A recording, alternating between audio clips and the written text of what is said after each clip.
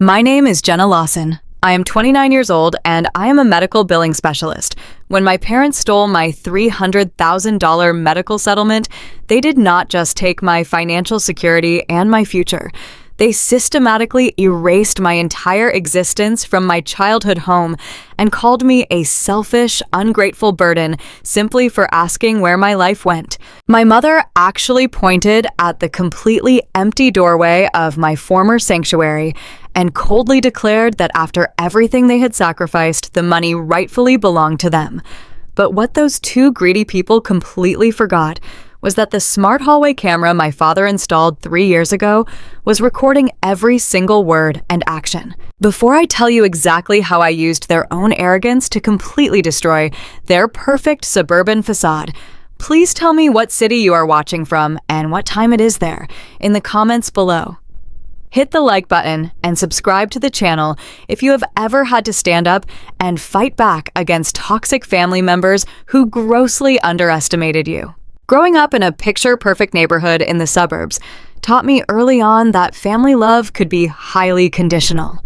For 29 years, I played the role of the dependable and quiet daughter who never caused trouble and never demanded attention. I worked hard, built a solid career in medical billing, and tried to earn the affection that my parents, Barbara and Richard, freely showered upon my older sister, Ashley. But my understanding of family shattered on a rainy Tuesday afternoon 6 months ago. I was walking across a marked crosswalk downtown when a speeding driver ran a red light and struck me. The impact sent me flying through the air and changed my reality in a fraction of a second. I woke up in a sterile hospital room, surrounded by beeping machines and faces filled with pity. The doctors told me I had a shattered pelvis and a completely crushed femur. What followed was 6 grueling months of intense inpatient rehabilitation. Every single day was a battle against my own body. I had to relearn how to stand, how to shift my weight, and eventually how to take agonizingly slow steps using metal forearm crutches. The physical pain was a constant burning sensation radiating through my bones, but the emotional isolation was even worse. My parents visited sparingly, citing their busy schedules and their need to help Ashley plan her new life with her wealthy husband, Marcus. I spent countless nights crying into flat hospital pillows, gripping the bedsheets as muscle spasms tore through my legs. The only thing that kept me pushing through the grueling physical therapy sessions was the thought of finally going home. I envisioned my cozy childhood bedroom with its soft yellow walls, my familiar quilt, and the framed photographs of my friends. I dreamed of my mother greeting me at the door with a warm bowl of soup and a gentle hug, telling me that the worst was finally over. When the doctors finally cleared me for discharge, I arranged a medical transport van to take me back to my parents' house. I had temporarily moved back in with them a year prior to save money for a down payment on my own condo. As the van pulled into the familiar driveway, I felt a surge of relief mixed with utter exhaustion. The driver helped me out of the vehicle and handed me my heavy metal crutches. I gripped the handles tightly, bracing myself for the challenging walk to the front door. Every single step sent a sharp jolt of pain shooting up my right leg and into my lower back. I leaned heavily on the crutches, gritting my teeth as I navigated the concrete path. I reached the front door and fumbled with my keys, my hands shaking from the sheer physical exertion. I expected to hear the television playing in the living room or the smell of dinner cooking in the kitchen.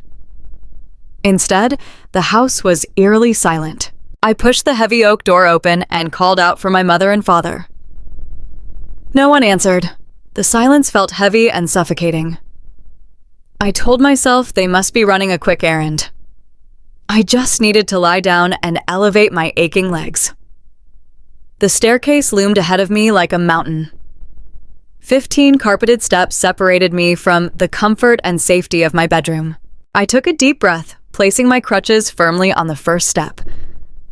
I hoisted my body weight upward, biting my lip to stifle a groan as my healing pelvis protested the unnatural movement. It took me a full 10 minutes to climb those stairs. Sweat dripped down my forehead, stinging my eyes. My breathing was ragged and shallow. By the time I reached the second-floor landing, my arms were trembling uncontrollably, and my crushed femur throbbed with a relentless, fiery ache. I leaned against the hallway wall for a moment, closing my eyes and trying to gather the last ounce of my strength. I just needed my bed. I pushed myself off the wall and limped down the familiar corridor toward the door at the very end. I turned the brass knob and pushed the door open, stepping into the room. I froze. The crutches nearly slipped from my sweaty grasp. I blinked hard, convinced that the heavy pain medication I had taken earlier was causing a hallucination. But the room in front of me was undeniably real and entirely wrong. My soft yellow walls had been painted a stark industrial gray.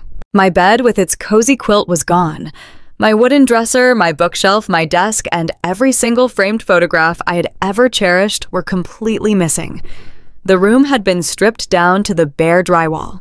In place of my sanctuary, there was a heavy-duty treadmill, a massive black weight rack, and thick rubber interlocking floor mats. My childhood bedroom had been transformed into a sterile modern home gym. I stood in the doorway, paralyzed by shock and a rising tide of panic. I hobbled over to the closet and pulled the bifold doors open, hoping to find at least a trace of my existence. It was completely empty. Not a single shirt, not a pair of shoes, not even a stray hanger remained. The scent of my vanilla perfume had been replaced by the sharp chemical odor of fresh paint and new rubber. My knees buckled and I leaned heavily on my crutches to keep from collapsing onto the floor. They had not just packed up my things to make space. They had entirely eradicated my presence from the house while I was lying in a hospital bed fighting for my ability to walk. A cold shiver ran down my spine as I realized I had nowhere to sit, nowhere to rest my shattered body, and absolutely no idea what my own family had done to my life. I forced my trembling body to turn away from the empty gray walls of what used to be my bedroom. Every instinct told me to collapse onto the cold rubber mats and cry until my lungs gave out, but the shock had triggered a primal surge of adrenaline. I gripped the handles of my metal crutches so tightly that my knuckles turned white. I had to get back down those 15 stairs. I had to look my parents in the eye and find out what kind of twisted misunderstanding this was. The descent was infinitely worse than the climb. My shattered pelvis ground against the metal hardware, holding my bones together with every agonizing step. By the time I reached the bottom landing, my hospital shirt was completely soaked in sweat, and my vision was swimming with dark spots. That was when I heard it. The soft clinking of crystal glasses and the faint sound of jazz music drifting from the living room. I dragged my heavy right foot across the hardwood floor and stood in the arched doorway. The scene in front of me felt like a physical blow. A fire was crackling warmly in the hearth. My mother, Barbara, was curled up on the plush cream sofa, wearing a pristine cashmere sweater and swirling a glass of deep red wine. My father, Richard, sat across from her in his leather recliner, looking thoroughly relaxed with his feet propped up on the coffee table. They looked like a couple celebrating a quiet, successful Friday evening. Neither of them even noticed me standing there, struggling simply to stay upright. "Mom," I choked out. My voice was raspy and weak from the sheer exertion of moving. Barbara flinched, spilling a tiny drop of wine onto her manicured fingers. She turned toward the doorway, and her expression did not soften into relief or maternal concern. Instead, her face contorted into a mask of pure irritation. "Oh, for heaven's sake, Jenna. You scared me half to death." She sighed, setting her glass down on a marble coaster. "We did not expect you to just hover in the shadows like a ghost." I ignored the cruel sting of her words. My chest was heaving as I shifted my weight agonizingly to my left side. "Where is my stuff, Mom?" I asked the question slowly, trying to keep the rising panic out of my throat.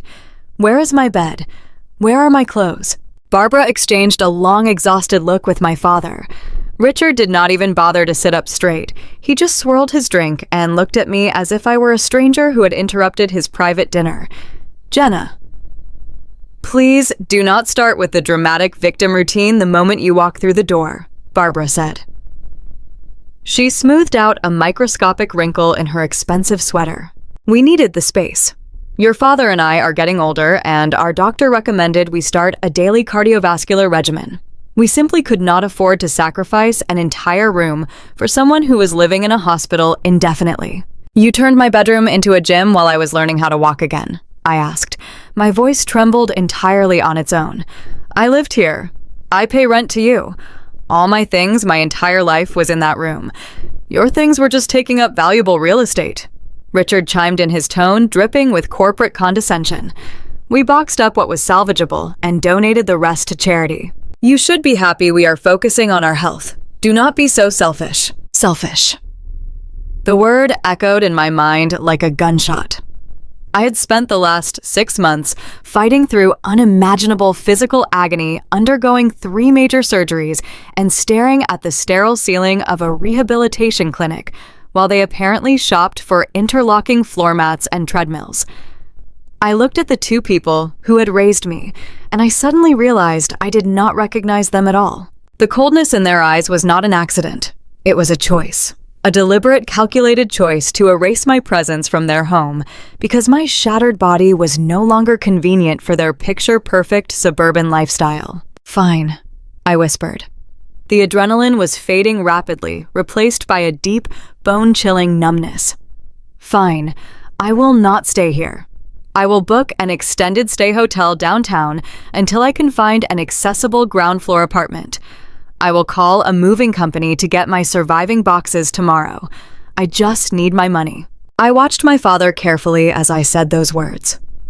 4 months ago, when I was completely incapacitated and heavily medicated on strong painkillers, the insurance company of the driver who hit me had finally settled. The payout was a flat $300,000. Because I was physically unable to manage my own affairs at the time and facing a massive mountain of incoming medical invoices, my father had offered to set up a joint bank account. He promised to manage the incoming funds, pay my hospital bills, and keep the rest safe for my recovery. I had trusted him implicitly. He was my father. You do not second-guess the man who taught you how to ride a bike when you are fighting for your life. Just transfer the settlement balance into my primary checking account. I continued gripping my crutches so hard my hands ached. I know the hospital bills were steep, but there should be at least $250,000 left. That is more than enough for me to get a safe place and pay for my outpatient physical therapy. Richard finally lowered his feet from the coffee table. He set his glass down next to my mother wine glass and leaned forward, resting his elbows on his knees. He looked at me with a cold, unblinking stare that made my stomach drop completely into my shoes. "There is no settlement balance, Jenna," he stated plainly. The room suddenly felt freezing cold. "What are you talking about?" I asked. I could hear my heart thudding violently in my ears. The insurance payout was $300,000. I saw the initial deposit notification on my phone before my second surgery. Richard sighed heavily, acting as though he was forced to explain basic addition to a slow child. "You have absolutely no concept of how expensive your little accident was for this family. The money is gone. It is completely gone." I stared at him, my mind racing, trying to process the absolute absurdity of his claim. "That is literally impossible," I said. "I am a medical billing specialist, Dad. I do this for a living. I know exactly what my primary health insurance covered. They covered 80% of the surgeries and the entire inpatient stay. My out-of-pocket maximum was completely capped. Even with the highest possible estimates, there is absolutely no way my medical bills drained $300,000 in 6 months." My mother let out a sharp, patronizing laugh. She picked up her wine glass and took a slow, deliberate sip before looking at me with pure, unadulterated disdain. "You really think you know everything, do you not, Jenna? You think sitting at a desk, looking at spreadsheets, makes you an absolute expert on the real world.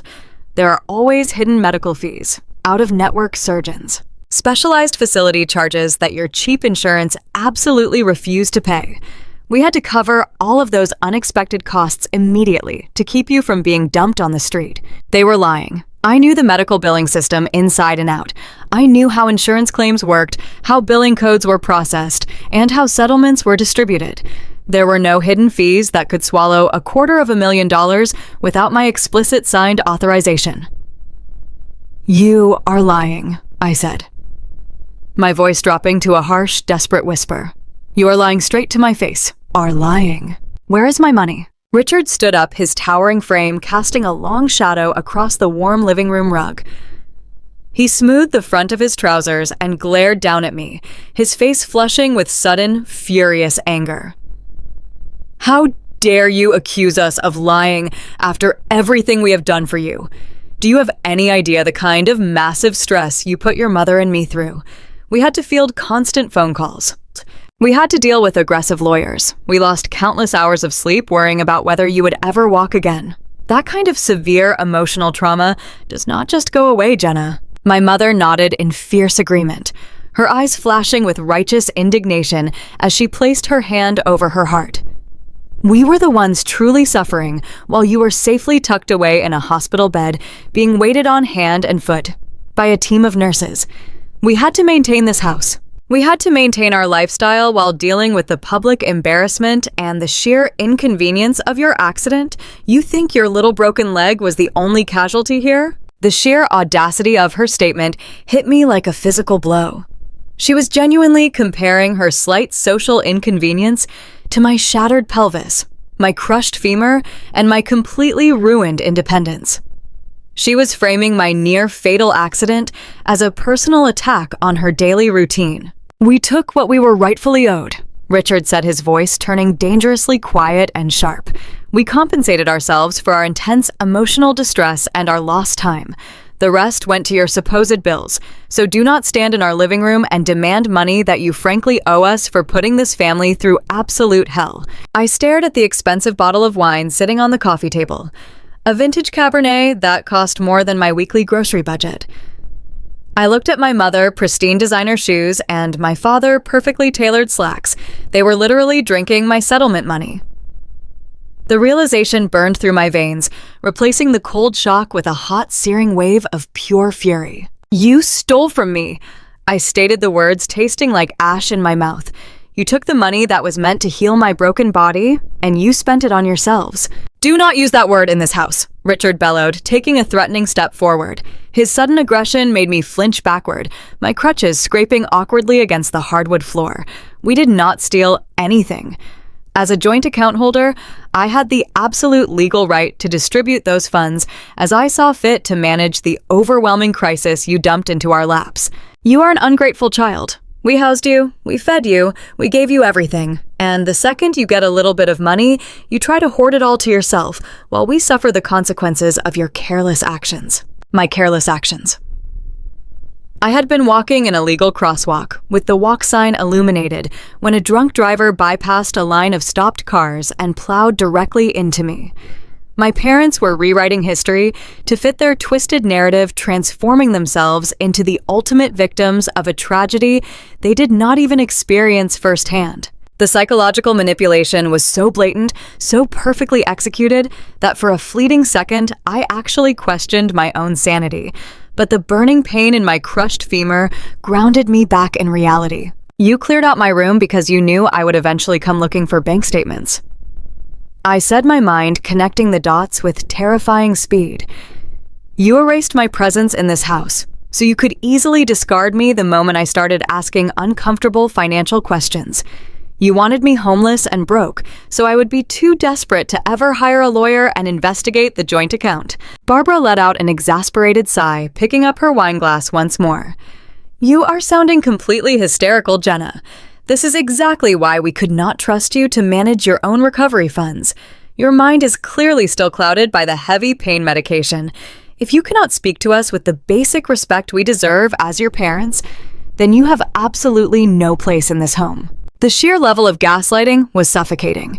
They were wrapping their theft in a thick layer of parental concern and emotional manipulation, expecting me to just bow my head and accept my fate as the designated family sacrifice. But as I stood there balancing my broken body on two pieces of metal, I realized something crucial. They thought I was the same quiet, compliant daughter who had spent 29 years desperately trying to earn their love. They severely underestimated what a person with absolutely nothing left to lose is truly capable of doing. I stared at my father, my mind meticulously organizing the facts, just as I did every single day at my job. I am a medical billing specialist. I spend 40 hours a week arguing with insurance providers, auditing facility charges and hunting down billing discrepancies for a massive healthcare network. I know exactly how the United States healthcare system operates. I know the legal limitations of out-of-pocket maximums, and I know precisely what my premium tier covered. There is absolutely no universe where my hospital stay and orthopedic surgeries drained a $300,000 settlement in 6 months. I gripped the plastic handles of my crutches until my palms ached, planting my weight firmly despite the agonizing throb in my shattered pelvis. "Show me the bank statements," I demanded. My voice was no longer trembling. It was dead level and completely devoid of the daughterly compliance they were so used to expecting from me. If the money went to the hospital, then you have a paper trail. You have itemized receipts, explanation of benefits forms, and wire transfer confirmations. Show me the ledger right now. Richard crossed his arms, his face tightening into a mask of pure contempt. "I do not answer to you, Jenna. I am your father, and I handled the crisis you created. I am not going to stand here and be interrogated in my own home by an ungrateful child. You handled a joint account," I shot back, taking a painful step forward. "Half of that account belongs to me. That settlement was awarded for my crushed femur, my shattered pelvis, and the fact that I will likely walk with a severe limp for the rest of my entire life. If you actually spent it on my medical bills, then prove it. Log into the banking portal right now and show me the zero balance." Barbara slammed her wine glass down onto the marble coaster so hard, the delicate crystal stem nearly snapped. The sharp clinking sound echoed like a gunshot through the tense living room. She stood up, her pristine cashmere sweater looking completely at odds with the absolute malice burning in her eyes. She marched right up to me, stopping mere inches from my face. She did not look at my metal crutches. She did not look at the heavy medical brace gripping my leg. She pointed a perfectly manicured finger straight toward the empty doorway of my former bedroom upstairs. "After everything we sacrificed for you," she hissed, her voice dripping with pure venom, "that money belongs to us. We gave you life. We raised you. We put up with your thoroughly average existence, while Ashley actually made something of herself. You think you are entitled to a massive financial payout just because you were careless enough to step into a crosswalk. That money is our rightful compensation for dealing with you." The sheer cruelty of her words hit me harder than the speeding car had 6 months ago. She was not just justifying a massive financial theft. She was fundamentally declaring that my entire life had zero value to them outside of what they could financially extract from my tragedy. Before I could even formulate a response to that level of pure psychological abuse, Richard abruptly turned and marched down the hallway toward the garage. He returned a moment later carrying 2 large black plastic garbage bags. He threw them onto the hardwood floor right at my feet. The heavy plastic made a sickening thud against the wood. "That is what is left of your clothes," he said, his voice entirely devoid of any paternal warmth. "Your mother already donated the rest of the junk hoarding up that room. You have exactly 20 minutes to take your trash and get off my property." I stared down at the garbage bags, my mind struggling to process the sheer absurdity of the situation. "I am your daughter," I whispered, the reality of my brutal eviction finally crashing over me. "I am severely injured. I have absolutely nowhere to go and no money to my name. You should have thought about that before you decided to call us thieves in our own living room," Richard sneered, pulling his cell phone from his pocket. "I am setting a timer, Jenna. If you are not out of this house and off my driveway in 20 minutes, I am calling the local police. I will tell them a hostile trespasser is threatening my wife and refusing to leave. Let us see how your crushed leg handles a night sleeping on the concrete floor of a holding cell." A terrifying wave of clarity washed over me. He was completely serious. They were genuinely willing to have their newly disabled daughter arrested just to protect their stolen windfall. Fighting them right here in the living room was entirely useless. I was physically broken, emotionally drained, and completely at their mercy as long as I remained under their roof. I had to survive the night first. Revenge would simply have to wait. I did not say another word. I bent down awkwardly, biting my lip hard enough to draw blood to suppress a scream as a white-hot spike of agony shot through my right leg. I managed to loop the thin plastic drawstrings of the garbage bags over the handle of my left crutch. The added bulk threw my delicate balance entirely off, making every single movement a treacherous battle against gravity. I turned my back on the two people who brought me into this world and began the excruciatingly slow trek toward the front door. Neither of them moved a single inch to help me. Neither of them even said goodbye. I heard the heavy deadbolt click shut the absolute second I dragged myself over the threshold. Outside, the dark sky had completely broken open. A freezing torrential downpour was relentlessly pounding the suburban pavement. The icy rain instantly soaked through my thin hospital shirt, chilling me straight to the bone. Every step down the long concrete walkway was pure torture.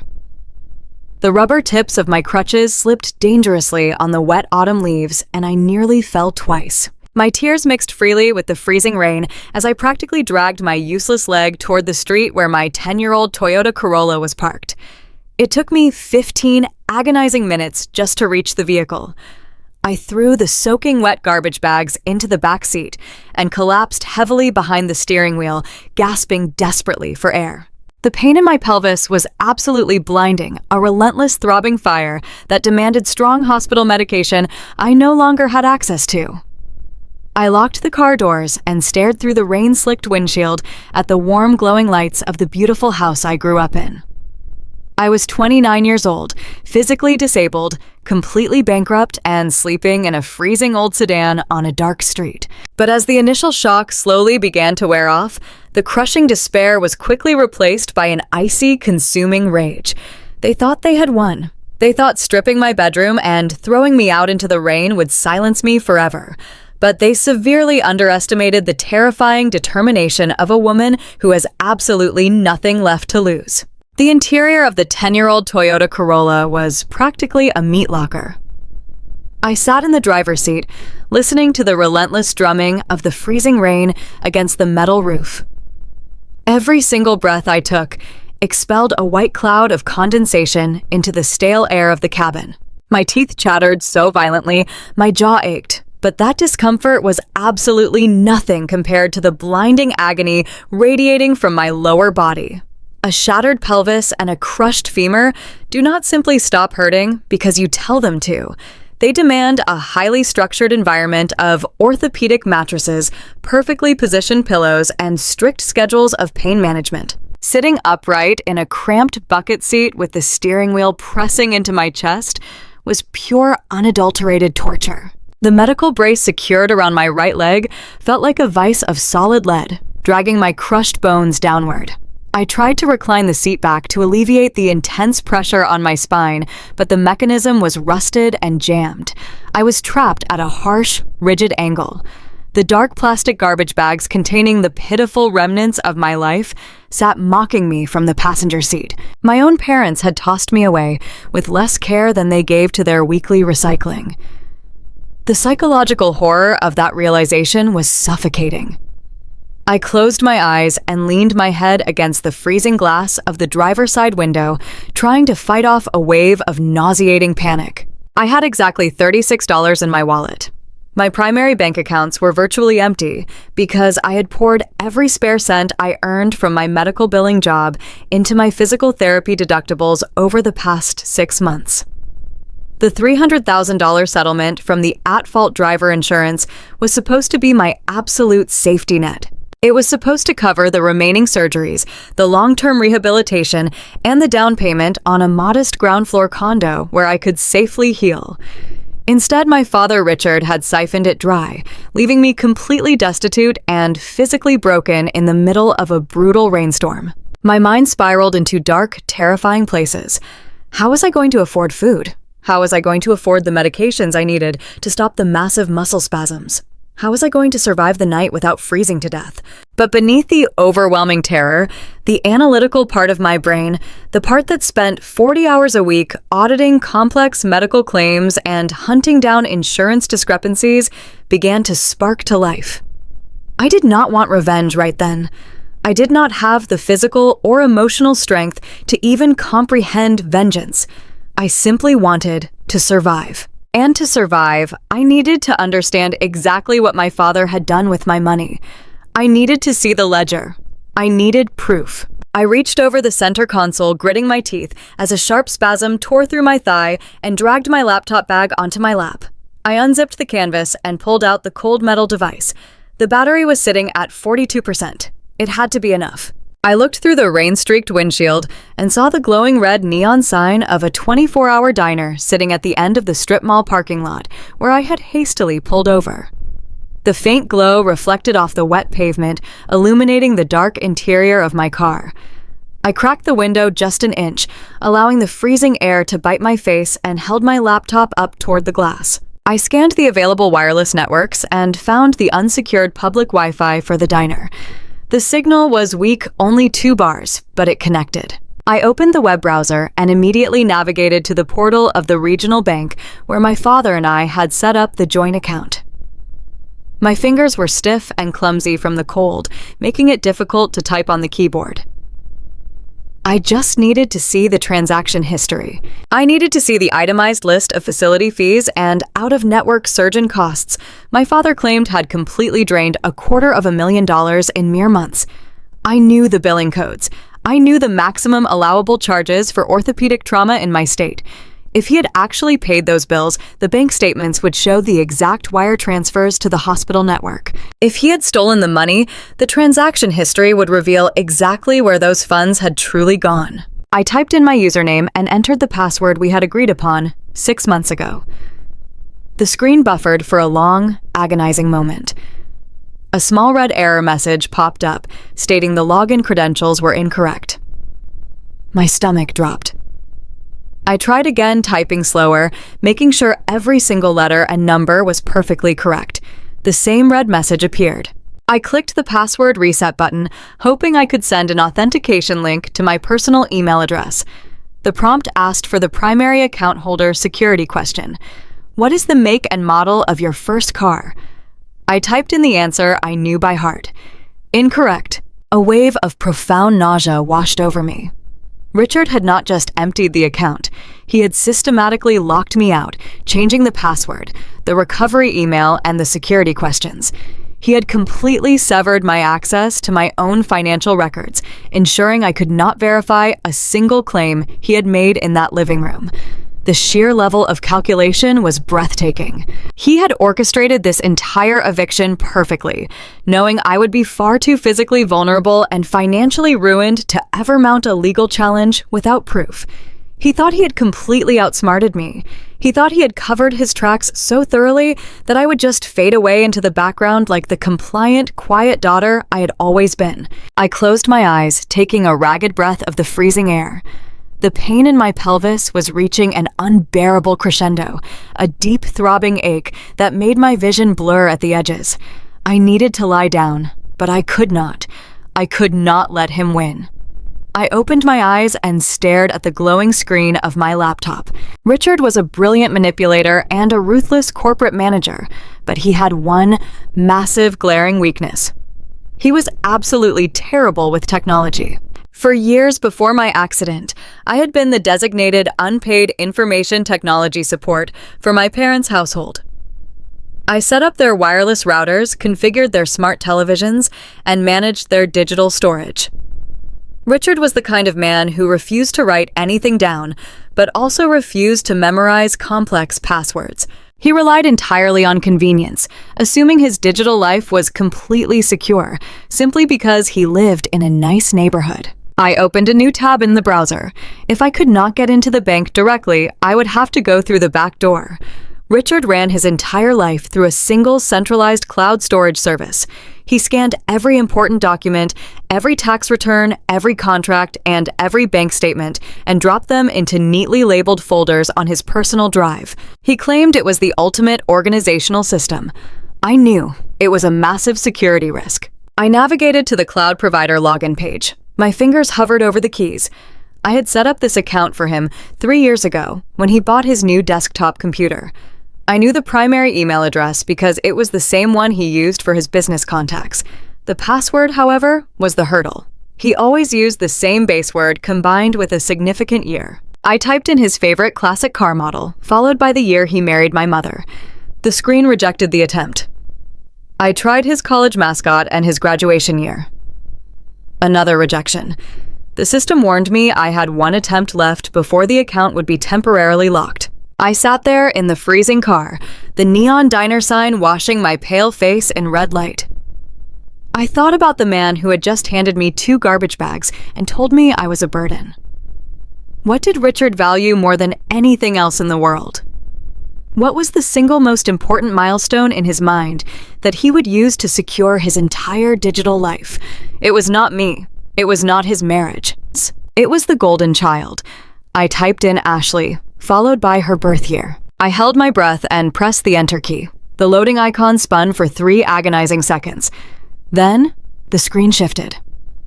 The stark white dashboard of Richard Personal Cloud Drive loaded directly onto my laptop screen. A massive wave of relief washed over me, so intense it actually made me lightheaded. I was in. I had complete unrestricted access to his entire digital archive. I immediately clicked on the folder labeled Financials and began scrolling through the meticulously organized subfolders. I was looking for the joint account statements for the past 6 months, hoping to find the scanned PDF documents that would prove exactly where my $300,000 had been transferred. My eyes scanned past tax documents, investment portfolios, and insurance policies. My goal was purely survival.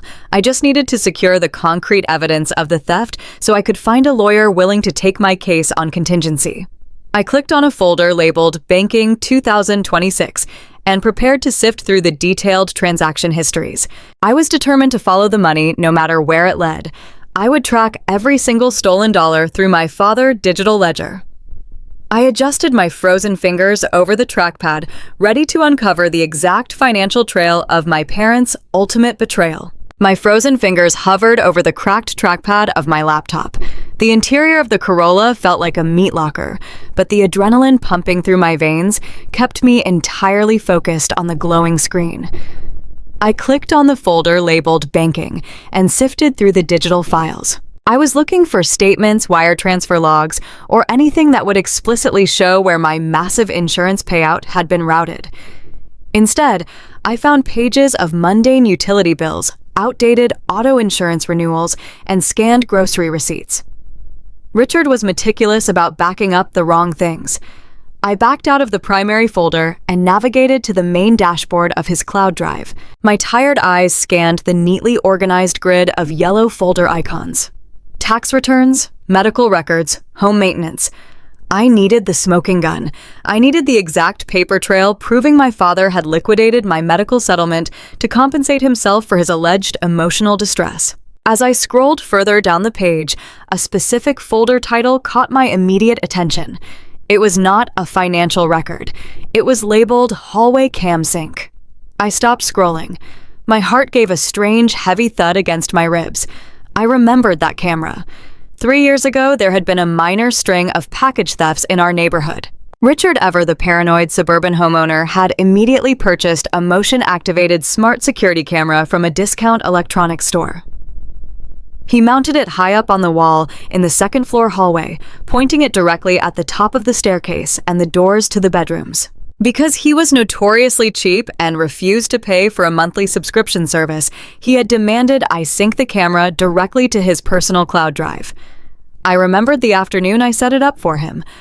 I also remembered a crucial technical detail that Richard, in his sheer arrogance, had completely ignored. The camera did not just capture crisp, high-definition video. It possessed a highly sensitive built-in microphone. It recorded crystal-clear audio of everything happening on the entire second floor of the house. I stared at the folder icon, my breathing fogging the cold glass of the windshield. I had logged into this cloud drive to find bank statements, but an entirely different kind of evidence was sitting right in front of me. If my parents had orchestrated the theft of my settlement and the destruction of my bedroom, they would have done it upstairs. They would have walked right past that camera. My hands were shaking so violently that I actually misclicked the first time. I steadied my right hand with my left and double-clicked the folder. Dozens of video files populated the screen, all neatly organized by date and timestamp.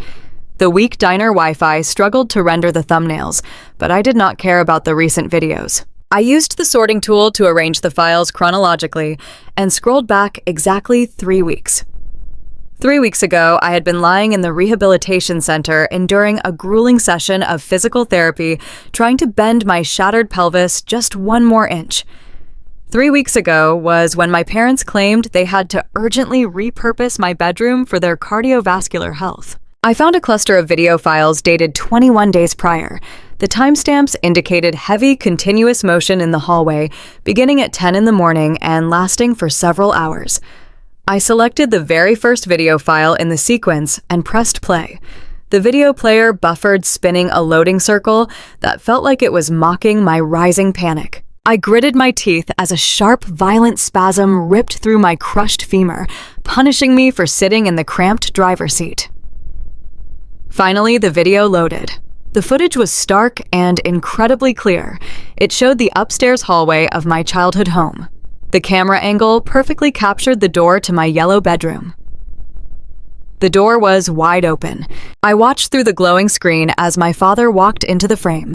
He was wearing his casual weekend clothes, a pair of faded jeans, and a golf shirt. He did not look burdened. He did not look like a parent making a difficult, necessary choice for his aging health. He looked completely unbothered. He walked into my bedroom and disappeared from view for a few seconds.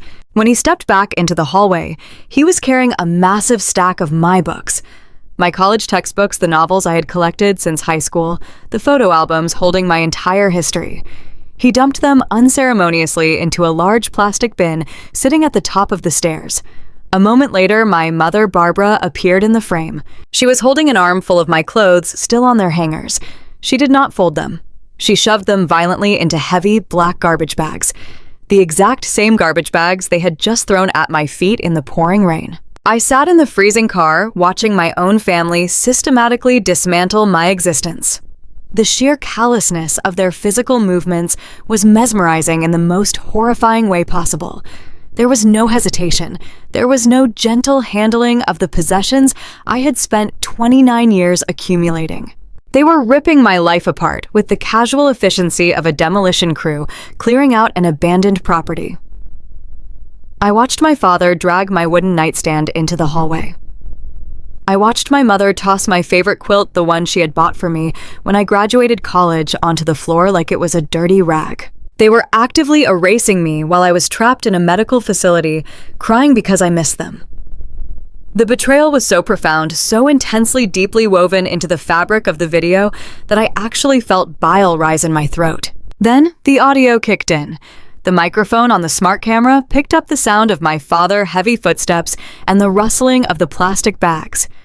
I reached out and turned the volume on my laptop all the way up. The sound filled the tight cabin of the Corolla. "This is taking entirely too long," Richard complained, his voice ringing out clearly through the laptop speakers. "We need this room cleared and painted by Friday. The delivery guys are bringing the treadmill and the weight rack this weekend." Barbara stepped into the hallway, holding a stack of my framed photographs. I could clearly see the picture of me holding my medical billing certification. She dumped the entire stack into a cardboard box. The sound of shattering glass echoed loudly as the frames broke. "We have to get this done, Richard," Barbara replied, her voice echoing perfectly through the hidden microphone. "We cannot afford to have any lingering evidence of her living here when the time comes. We are running out of time." I leaned closer to the screen, my heart hammering against my ribcage like a trapped bird. "What time?" I whispered to the empty car. What were they rushing for? The answer came merely seconds later, and it completely shifted the entire reality of my existence. Richard leaned against the wall, crossing his arms. "I still think taking the entire settlement is a massive risk, Barbara. Jenna works in medical billing. She handles insurance claims for a living. She is going to ask for the bank statements the absolute second she gets off those crutches. What exactly are we going to tell her when she realizes the account is completely empty?" Barbara stopped stuffing clothes into the bag. She turned to face my father, her expression hardening into a mask of pure cold calculation. It was the exact same face she had worn tonight when she kicked me out into the rain. She crossed the hallway and stood directly under the camera. "Ashley needs this down payment. Marcus is used to luxury, and if Ashley does not secure this house, he will leave her." Jenna is a lost cause anyway. She will be limping for life. The $300,000 is going into the irrevocable trust tomorrow. The video continued playing, showing them moving more boxes, but I stopped seeing the screen. The audio looped in my head, echoing off the frozen windows of my car. The sheer magnitude of their crime crashed over me like a tidal wave. They had not taken my money to cover hidden medical fees. They had not taken it to compensate themselves for emotional distress. They had stolen my entire financial future to buy a luxury estate for my older sister. Ashley was the golden child. She always had been. She had recently married Marcus, a highly successful, wealthy African-American architect who ran a prestigious firm downtown. Marcus was a man of strict standards and immense wealth, and my parents were absolutely terrified that Ashley would lose him if she could not match his lifestyle. Barbara and Richard were so obsessed with maintaining proximity to Marcus and his prestige that they were willing to sacrifice their youngest daughter to do it. They were using my blood, my broken bones, and my shattered pelvis to fund a real estate purchase, just to keep up appearances for a man who probably had no idea what they were doing. And then there was the final devastating detail. The irrevocable trust. As a medical billing specialist who frequently dealt with complex financial structures, I knew exactly what an irrevocable trust meant. It was a legal fortress. Once money was transferred into an irrevocable trust, it could not be easily removed, modified, or touched even by the person who created it. It was completely shielded from standard civil lawsuits and standard debt collection. Richard and Barbara knew exactly what they were doing. They were taking the massive insurance payout, placing it into a legally untouchable account, and using it to secure a down payment for Ashley and Marcus. But to move $300,000 from a joint bank account into a trust required massive documentation. A standard joint account holder could write checks or withdraw daily limits, but moving a sum of that absolute magnitude in a single day required the explicit signed consent of all parties on the account. Richard could not have simply transferred the money online. He had to have bypassed the bank, strict wire limits. The only way he could have moved the entirety of my medical settlement into a trust was if he had walked into that bank and presented them with a forged signature. I sat in the freezing car, the rain violently attacking the metal roof, and felt a cold, absolute clarity replace every single ounce of pain in my body. They had not just committed a cruel family betrayal. By forging my authorization to move those funds into an irrevocable trust to buy real estate, they had crossed a massive legal line. My parents had just handed me a high-definition video with crystal-clear audio outlining a premeditated federal crime. They thought I was a lost cause who would be limping for life. I reached out and downloaded the video file directly to my secure local drive. I was not going to be a victim. I was going to be their absolute ruin. I sat perfectly still in the freezing driver's seat of my Toyota Corolla, staring blankly at the glowing screen of my laptop. The relentless rain hammered against the metal roof, but the sound was drowned out by the echoing audio I had just downloaded. Ashley needs this down payment. My mother's exact words replayed in my mind, slicing through the cold air. The profound shock that had paralyzed my shattered pelvis rapidly evaporated, replaced by a sudden blinding clarity. The missing furniture, the industrial gray paint, the vicious gaslighting, it all made perfect sense. It was always about Ashley. My older sister Ashley had been the golden child of the Lawson family since birth. She possessed my mother's bright blonde hair, her effortless social grace, and her deep-seated belief that the world existed solely to cater to her desires.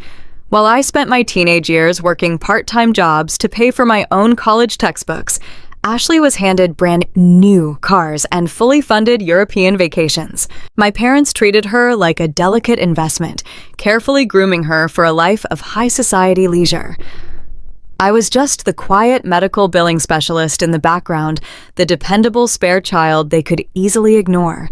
But their favoritism had recently mutated into a dangerous obsession when Ashley married Marcus. Marcus was entirely different from anyone my parents had ever managed to trap in their social circle. He was a brilliant, highly successful African-American architect who had built an elite commercial design firm from the ground up. He possessed a level of self-made wealth and genuine prestige that made my parents absolutely salivate with greed. Marcus was fiercely intelligent, deeply principled, and completely unaware of the toxic foundational rot running through the family he had just married into. From the first day he stepped into our childhood home, my mother and father paraded him around the neighborhood like a shiny new trophy.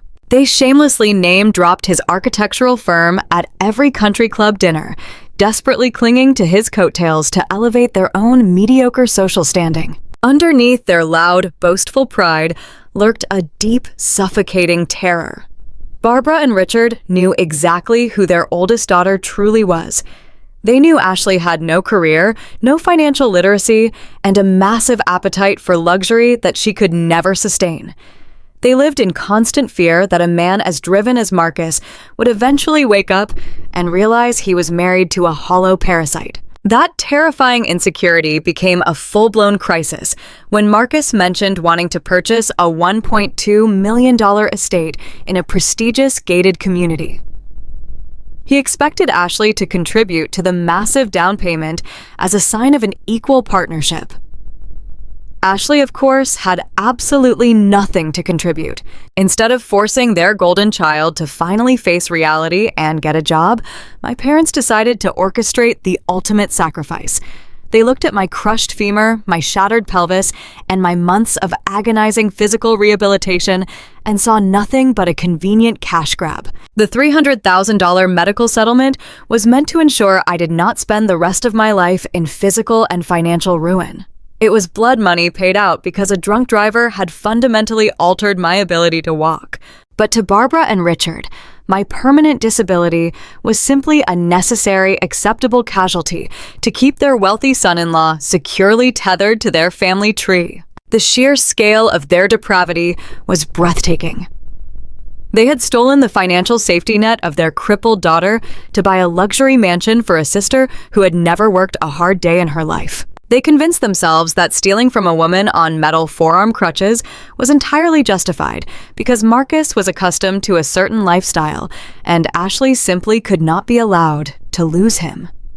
I gripped the steering wheel, reflecting on the cruel absurdity of it all.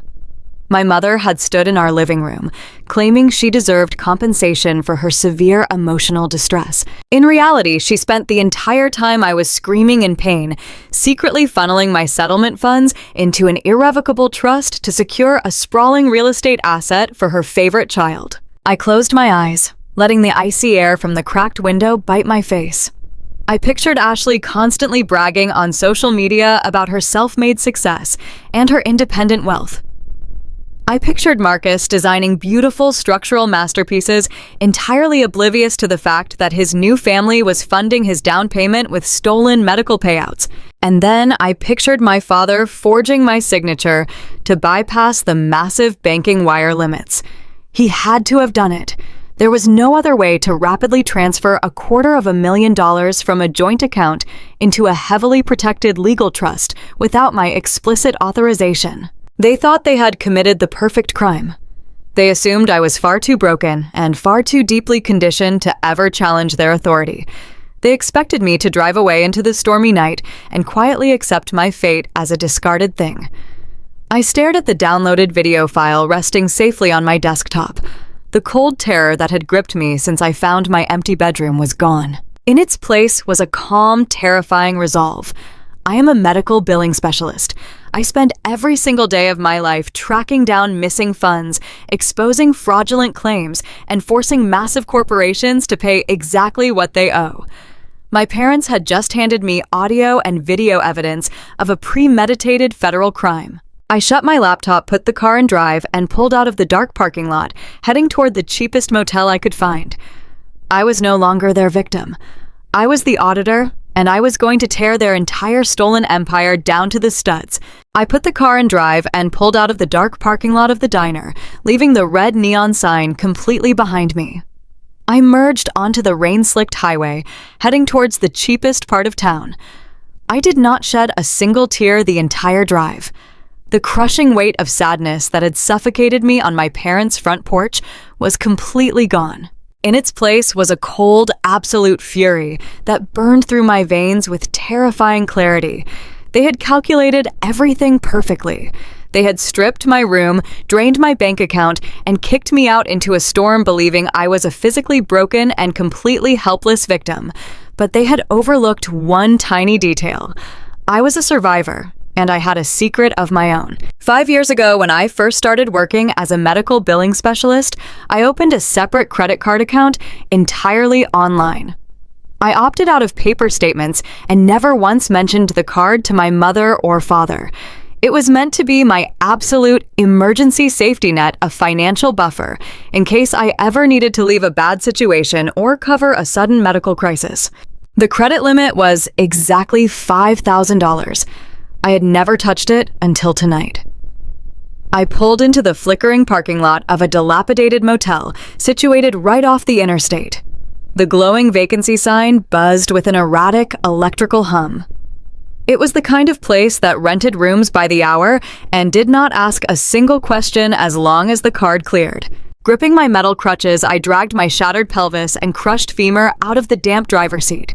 Every single movement was pure agony. The heavy medical brace on my leg felt like it weighed 100 pounds, but the icy rage in my chest propelled me forward. I handed my secret emergency credit card to the bored clerk behind the reinforced glass window and booked the room for a full week. I hobbled into the dingy motel room, locking the flimsy door behind me. The space smelled of stale smoke and harsh industrial bleach. The bed was stiff and covered in a scratchy polyester bedspread. I collapsed onto the mattress, biting my lips so hard I tasted copper just to keep from screaming as my healing bones protested. But I did not have the luxury of resting. I pulled my laptop from its protective sleeve and connected to the unsecured motel Wi-Fi network. The glowing screen illuminated the dark, peeling wallpaper of the cheap room. I opened my digital spreadsheet and began aggressively calculating my exact financial position. The reality was utterly grim. My checking and savings accounts had a combined total of $36. My $300,000 medical settlement, the money intended to secure my physical recovery, and my future was completely gone, locked away in an untouchable, irrevocable trust for my sister Ashley. My only lifeline was the $4,900 remaining on my secret credit card. It was enough to keep a roof over my head and buy cheap groceries for perhaps a month or two. It was absolutely not enough to mount a massive legal war against a wealthy family and their high-priced attorneys. I stared at the blinking cursor on my screen, running the brutal numbers over and over again in my mind. To fight my parents and reclaim my stolen settlement, I desperately needed a lawyer, but not just any local attorney. I needed a ruthless, highly experienced fraud litigator who was completely unafraid to tear apart an irrevocable trust and send wealthy suburbanites to federal prison. The problem was simple and devastating. Attorneys of that caliber required massive upfront retainers. We were talking $20,000 to $30,000 just to officially file the preliminary paperwork and begin the discovery process. I did not have $20,000. I barely had enough money to buy pain medication for my leg. If I walked into a high-end law firm tomorrow morning, leaning heavily on my metal crutches, and told them my parents stole my medical settlement, they would listen politely. They would take copious notes. But the absolute second I told them the money was originally sitting in a joint bank account where my father was a legally authorized signer, their eyes would completely glaze over. In the eyes of the law, a joint account holder has the legal right to move funds. The lawyers would look at me with pity and explain that this was a messy, complicated civil family dispute. They would tell me that unless I could pay their massive hourly rates out of pocket, it simply was not worth their incredibly valuable time to chase down funds hidden inside a heavily protected trust. I needed a legal shark to take my case on a strict contingency fee basis, meaning they would only get paid a percentage of the recovered funds after we decisively won. But legal sharks do not take massive risks on contingency unless the case is an absolute guaranteed slam dunk. A messy family dispute over joint banking privileges was a terrible risk. A documented, premeditated felony fraud case, however, was a guaranteed victory. My father could not have legally moved $300,000 out of a joint account and into an irrevocable trust in a single day without bypassing the bank's strict wire transfer limits and intense security protocols. He needed my explicit physical signature to authorize a transfer of that massive magnitude. And since I was lying in a hospital bed, heavily medicated on intravenous painkillers, at the exact moment that transfer occurred, I knew absolutely for a fact that I had never signed any authorization documents. My father had to have forged my signature. He committed a major financial felony to buy a luxury estate for his golden child. I leaned back against the stiff motel headboard, staring at the downloaded hallway camera footage saved safely on my hard drive. The video proved their malicious intent and their premeditated plan. It proved they were actively stealing from me to impress Marcus, but the video alone was not enough to trigger a massive federal fraud investigation. To secure the most vicious lawyer in the city without paying a single dime upfront, I needed the actual forged documents. I needed the bank records, the wire transfer authorizations, and the power of attorney papers that my father fabricated while I was fighting for my life. I needed concrete, undeniable proof of a felony. I closed my laptop screen, letting the dark motel room envelop me. Tomorrow morning, I was going to use my deep expertise as a medical billing specialist to completely bypass their entire web of lies. I was going to secure the undisputed proof of their crimes, and I was going to destroy their perfect lives. The next morning, I woke up with my crushed femur screaming in agony from the stiff motel mattress. I had spent hours researching attorneys on my laptop, using the weak wireless connection. I needed someone who specialized in high-stakes estate fraud and financial litigation. I found Brenda Carmichael. Her online biography painted a picture of a relentless legal shark who had dismantled massive corporate trusts and sent wealthy embezzlers to prison. She was exactly the kind of predator I needed on my side. Getting an appointment was nearly impossible, but I left a highly detailed voicemail mentioning a $300,000 stolen settlement, an irrevocable trust, and a prominent local architect named Marcus. Her paralegal called me back 10 minutes later and offered me a cancellation slot at 11 o'clock. Getting dressed was a monumental battle. I pulled on the only clean professional suit I had managed to salvage in those black garbage bags. I booked a cheap rideshare to the downtown financial district because my leg was trembling too violently to operate the pedals of my old Corolla. When the car pulled up to the gleaming glass skyscraper, my stomach twisted with anxiety. I gripped my metal forearm crutches and dragged my shattered pelvis through the heavy revolving doors. Every single step across the polished marble lobby sent white-hot jolts of pain shooting straight up my spine. The elevator ride to the 40th floor made my ears pop. I limped into the pristine reception area of Carmichael and Associates, feeling acutely aware of my damp hair and my cheap shoes. The receptionist eyed my crutches with a flicker of pity before leading me down a long corridor. Brenda Carmichael was sitting behind a massive mahogany desk.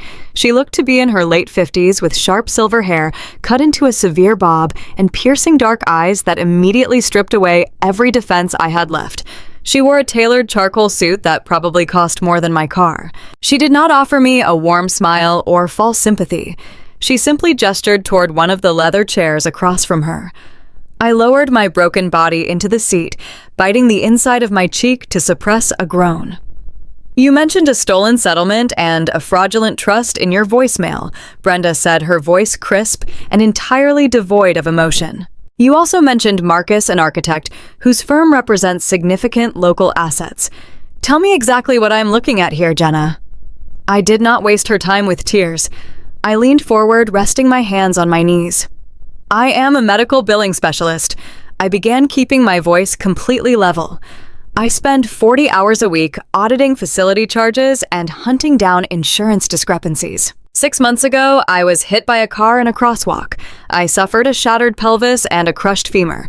The at-fault driver had premium insurance, and the resulting settlement was $300,000. Because I was incapacitated and heavily medicated, my father Richard set up a joint bank account to handle the incoming funds and manage my medical bills. Last night, he and my mother threw me out of their house. My father claimed the entire $300,000 was completely gone absorbed by hidden hospital fees and compensation for their emotional distress." Brenda steepled her fingers, resting her chin on her hands. "And your billing expertise tells you that is a mathematical impossibility. she stated. "It is an absolute lie," I replied firmly. "I know exactly what my primary insurance covered. My out-of-pocket maximum was securely capped. There are no hidden fees that could swallow $250,000 in 6 months without my explicit authorization. But they did not just steal my money, Brenda. They hid it." I pulled my laptop from my canvas bag and opened it on her expensive mahogany desk. I turned the screen toward her and pressed play on the downloaded video file. I watched Brenda dark eyes track the movement on the screen. She watched my father hauling my books away.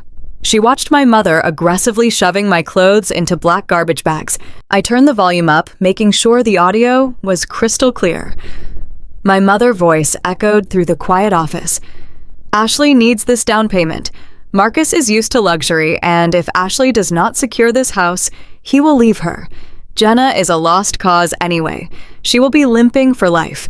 The $300,000 is going into the irrevocable trust tomorrow." I paused the video and looked directly at Brenda. "My sister Ashley is married to Marcus," I explained. "My parents are absolutely terrified that Marcus will realize Ashley brings absolutely nothing to their marriage. They stole my settlement and funneled it into an irrevocable trust to secure a luxury estate for my sister. They cleared out my room to force me onto the street before I could ask for the bank statements. They think because I am physically broken, I am completely powerless." Brenda sat perfectly still for a long moment. She reached out and replayed the audio portion of the video, carefully listening to my mother's specific phrasing. The faintest trace of a predatory smile touched the corners of her mouth. She closed the laptop screen and leaned back in her chair. "You have compelling evidence of malicious intent, Jenna," she said, her tone shifting from skeptical to deeply analytical. "You have a motive. You have audio proof that they are treating your medical settlement as their personal real estate fund. This is incredibly damning from a moral perspective. It paints a beautiful narrative for a jury. But we operate in the realm of the law, and the law is entirely blind to family drama." I felt a cold knot tighten in my stomach. "What do you mean?" I asked. Brenda pulled a legal pad toward her and picked up a silver pen. "I am going to be brutally honest with you, because you do not have the time or the money for false hope. You place those funds into a joint bank account with your father. When you establish a joint account with another adult, you grant them full legal authority to access, withdraw, and distribute those funds. In the eyes of the bank and the civil courts, your father did not steal that money. He simply made a withdrawal that he was legally authorized to make. But he took it under false pretenses," I argued, my voice rising just a fraction. "He claimed he was paying my hospital bills. He breached his fiduciary duty to me." Brenda nodded, writing a quick note on her pad. "Yes, he did, and we could absolutely sue him for breach of fiduciary duty and civil conversion. We could drag your parents into court and demand an accounting of the funds. But here is the massive problem, Jenna. Civil litigation takes years. We would have to file motions, survive their inevitable appeals, and navigate endless discovery phases. Your parents will hire aggressive defense attorneys who will stall the proceedings until you run out of money and give up." She tapped her pen against the desk, emphasizing her next point. "Furthermore, they did not just put the money in a personal savings account. Your mother specifically mentioned an irrevocable trust. An irrevocable trust is a highly protected legal fortress. It is specifically designed to shield assets from civil judgments and creditors. Even if we win a civil lawsuit 3 years from now, extracting those funds from a fully executed trust is a monumental nightmare. They chose that specific financial vehicle to make themselves untouchable." My chest felt incredibly tight. "Are you telling me they are going to get away with this?" I asked. "Are you telling me I lost my life savings because I trusted my father while I was bleeding in a hospital bed?" "I am telling you that a civil battle is a losing game." Brenda countered, her dark eyes locking onto mine. "If we want to freeze that trust and tear their lives apart, we cannot simply accuse them of being terrible parents. We have to prove they committed a major crime. We need a felony." I stared at her, gripping the armrests of my chair. "A felony," I repeated. Brenda leaned forward, lowering her voice. To move $300,000 from a standard joint bank account into a highly secure, irrevocable trust requires massive documentation. Banks have strict daily wire limits and intense security protocols to prevent money laundering and fraud. Your father could not simply log into a mobile app and transfer $250,000 in a single afternoon. The bank would require explicit written authorization, a formal declaration of transfer, and the verified signatures of all primary account holders. The realization hit me like a bucket of freezing water. I was entirely incapacitated, I whispered. Exactly, Brenda said, her eyes gleaming with sharp intelligence. You were lying in a hospital bed, recovering from major orthopedic surgery. You were heavily medicated on Schedule II narcotics.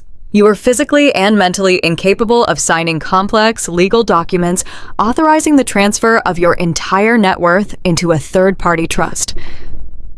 I never signed anything, I stated firmly. The cold fury returned, burning away the anxiety. I never authorized a wire transfer. I never signed trust documents. I did not even know the name of the bank they were using for the trust. Then we have them. Brenda said, a dangerous edge creeping into her voice. If your father moved that money into a trust, he had to present the bank with a forged signature. He likely fabricated a power of attorney document to bypass you completely. That elevates this from a messy family dispute into a Class B felony. Forgery, wire fraud, and grand theft. If we can secure the banking documents that contain your forged signature, I can take this case on contingency. I will not charge you a single dime up front. I will take my fee from the punitive damages we extract from their estate. But we need concrete, absolute proof of the forgery to strike. My mind began to race, organizing the steps, processing the data, just like I did at work. I needed to prove my physical and mental location on the exact date the money was moved. I needed to prove I was medically incapable of signing any legal contracts. I knew exactly how to get that proof. I looked at Brenda Carmichael, and for the first time since I found my empty bedroom, I felt a genuine spark of terrifying power. I left Brenda Carmichael's office with a singular burning mission. The physical pain radiating through my crushed femur was entirely eclipsed by the sharp mechanical focus of my mind. I am a medical billing specialist. My entire career is built on navigating the labyrinth of the American healthcare system. I know how to track down misfiled claims, how to bypass bureaucratic red tape, and how to access secure patient portals with absolute precision. My father assumed my injuries made me helpless, but he completely forgot that I possessed the exact professional skills required to dismantle his entire timeline. I took a rideshare back to my cheap motel room and immediately opened my laptop. The secured health information exchange portal for the regional hospital network loaded on my screen. Because I was the patient, I had the absolute legal right to request my own comprehensive medical records. But unlike an average patient who might wait weeks for a physical copy to be mailed, I knew exactly which specific digital forms to submit to trigger an expedited electronic release. I typed in my social security number, my patient identification code, and the specific dates surrounding the alleged transfer of my $300,000 settlement. The system authenticated my request. Within 2 hours, a massive encrypted file containing every single chart medication log and surgical note from my 6-month stay dropped directly into my secure inbox. I pored over the digital pages, my eyes scanning the dense medical jargon with practiced ease. I was looking for the precise date my mother had mentioned on the hallway camera footage, the day the money was funneled into the irrevocable trust. I found the date. It was a Tuesday, exactly 3 weeks after my most extensive pelvic reconstruction surgery.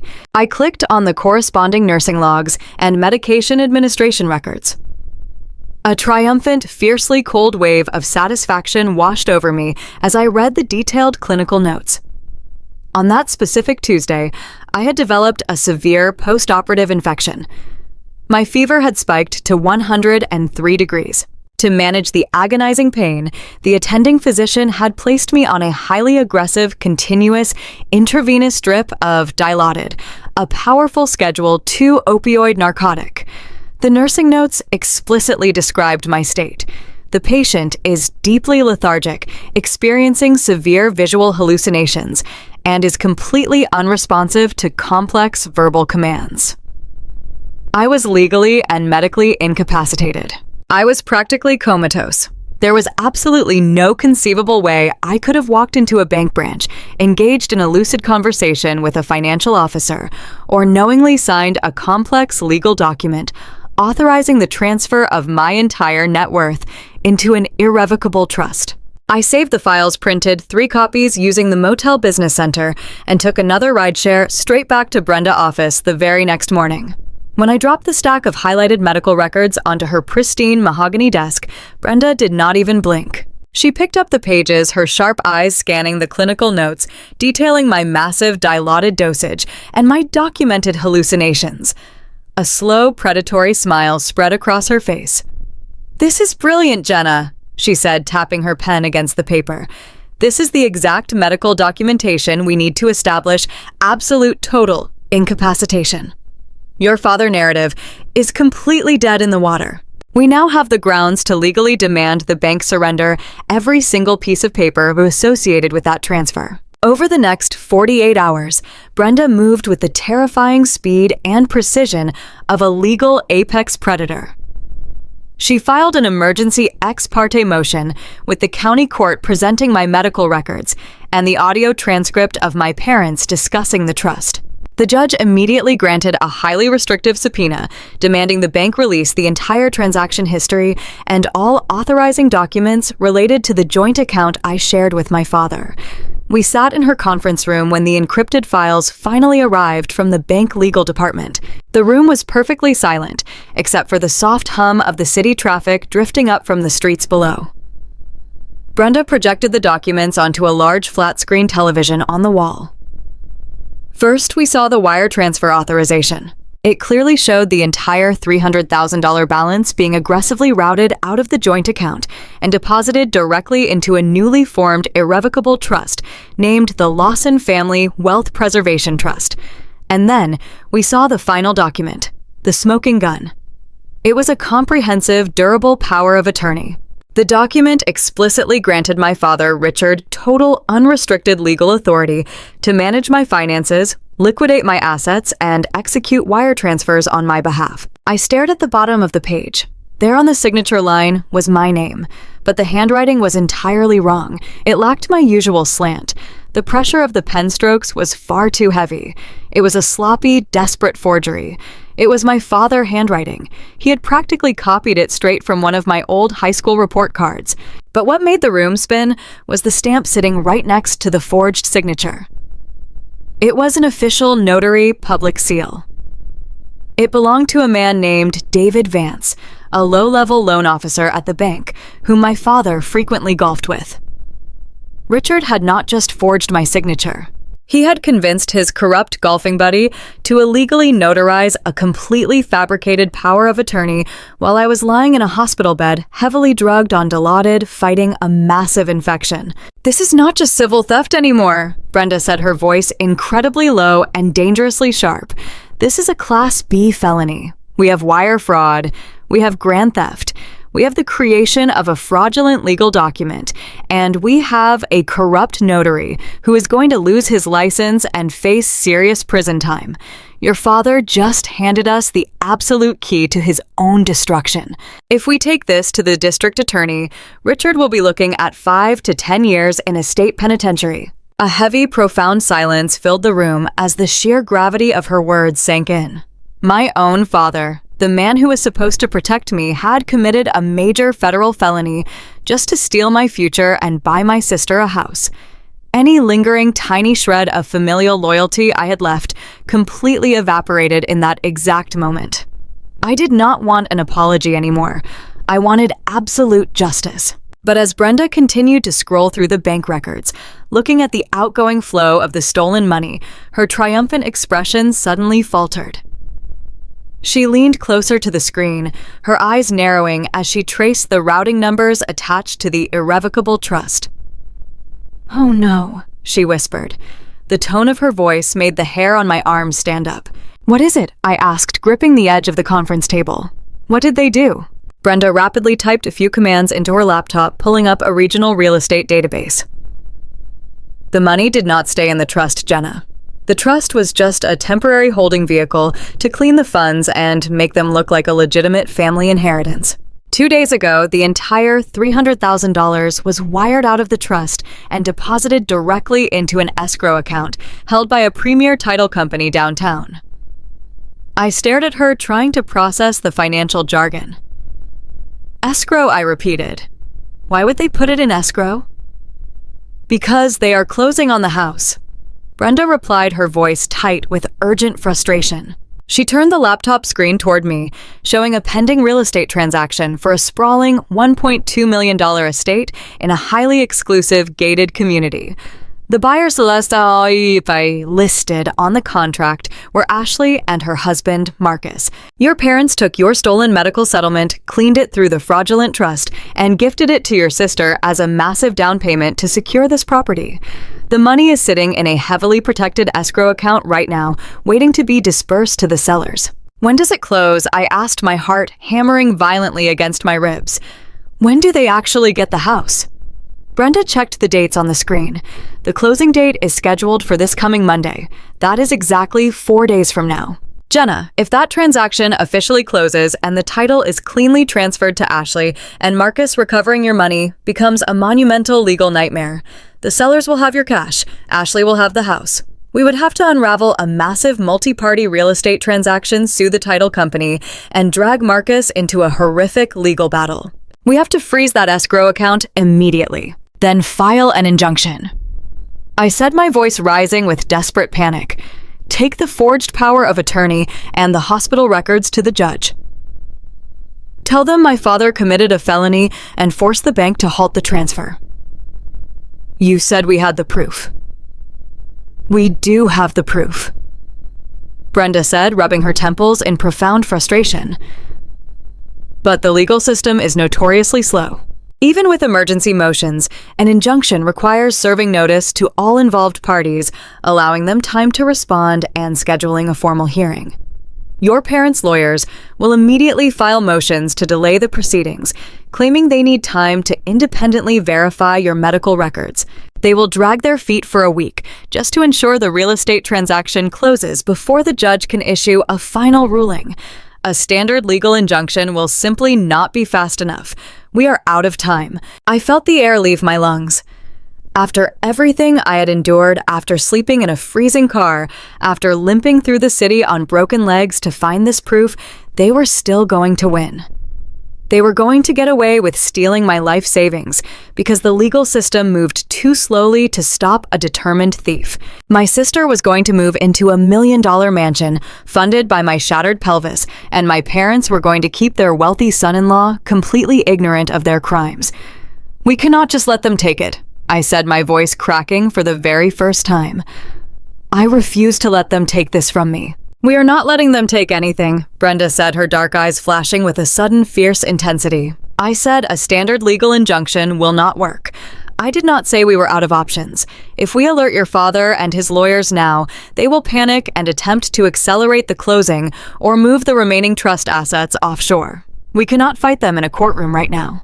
We have to fight them exactly where they feel the safest, where I asked, completely bewildered by her shifting strategy.